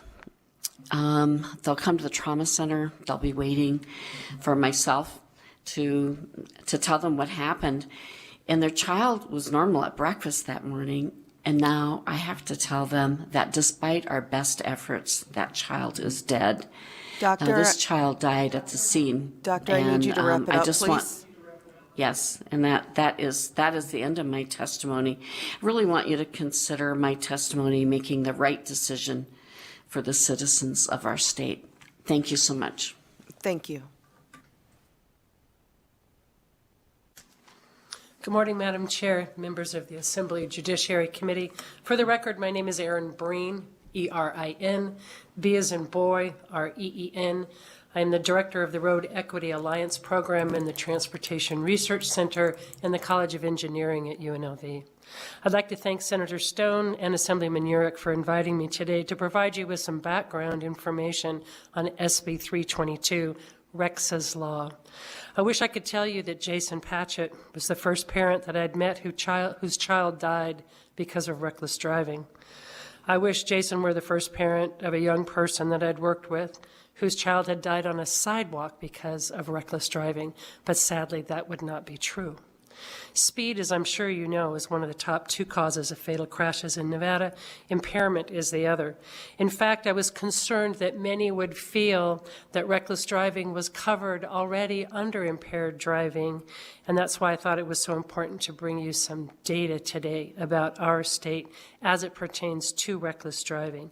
Over the past 5 years in the state of Nevada, using what they call the CABCO scale, K meaning that person was killed, A meaning the person involved received critical or incapacitating injuries. In our state in the last 5 years, there have been 210 people whose lives were taken or forever changed because of a reckless driver that had absolutely nothing to do with being an impaired driver, simply someone who made a terrible choice to be selfish behind the wheel of the car. 210 is a large enough number that it's easy for us as humans to dismiss it because we can't visualize it. So if we broke that down on average, 42 people a year are either losing their lives or their lives are forever changed in our state because of bad choices made by someone behind the wheel of a car. If we break that data down further, 80% of those crashes happened in Clark County and 11% in Washoe County, leaving, of course, 9% for the rurals. Ms. Breen? Looking at the ages of... Ms. Breen? Yes. I need you to wrap up your testimony, but we would appreciate it if you could submit that data to the committee, please. I'd be happy to. So in conclusion, I would like to join everyone else and give my thanks to the Patchett family for their bravery, for their tenacity, and for making a difference in the lives of Nevadans who may very well never find themselves in the position that the Patchett family has because of the action that you as your committee can take today. Thank you. Thank you so much. Is there anyone else there in Las Vegas for neutral? Broadcasting, will you open the lines, please?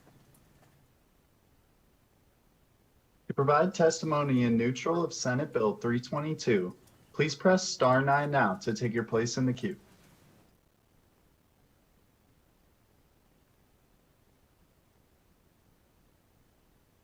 There are no callers choosing to provide testimony in neutral at this time. Thank you so much. Then with that, I will welcome the bill sponsors back up. Thank you, Madam Chair Miller, first of all, for hearing the bill today. I can't tell you how much the Patchett family, Assemblyman York, and I appreciate that. You know, I know that many of you have children, young children, or in my case, we have grandchildren. This could have been any of our kids. And we're coming together here today to prevent this from happening to another family. I want to thank the Patchett family for coming to Carson City, not once now, but twice. We understand that this bill's not going to bring Rex back, but I appreciate the courage of the Patchett family to come here and testify about this horrific crime, to make sure that another family doesn't have to endure the pain and suffering that they've endured. I'll also tell you that this is my 28th year of being an elected official. And for many of you, you're beginning your political careers. And some of you, you've been here for a while and will probably continue. I'm in the twilight of my career. But I'll tell you, in the 28 years, there are only a few issues that really touch your soul. And this is one of those issues that will forever touch my soul. And I will assure you that you will remember this hearing for the rest of your lives. And you will also take great gratitude, assuming this bill does become law, which I predict and hope that it does, that you made a difference in a village of Nevada citizens that are ensuring that we're going to strengthen the laws so that a family does not have to endure this senseless act of crime. So thank you very much for the opportunity. Please consider voting yes for this. And I appreciate the accolades that have been given to Assemblyman York and I. This is not about Assemblyman York and I. This is about the Patchett family, and let's do it for Rex. Thank you. Thank you, Chair and Committee. Toby York for the record. I will just say that this, in my freshman year, has been my greatest privilege to be involved in this bill.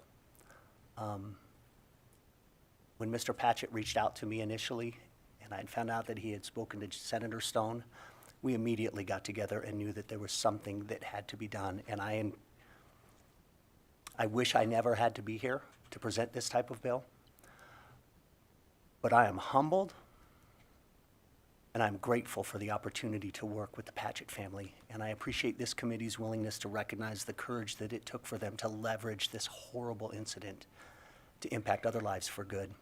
I'm thankful for Senator Stone and his willingness to work together with me. And while this bill is not what we wanted it to be, we were hoping for something stronger. And I can sense that in this committee.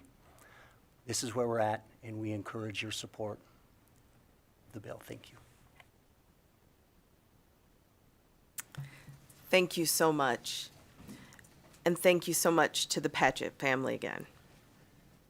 With that, I will go ahead and close the hearing on Senate Bill 322.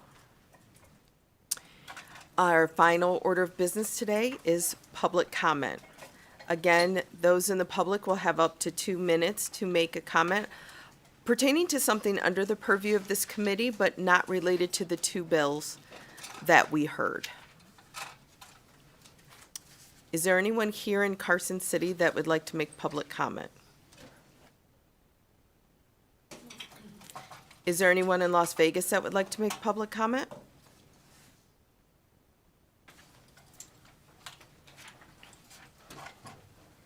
Not seeing anyone. Broadcasting, please open the lines. To provide public comment, please press *9 now to take your place in the queue.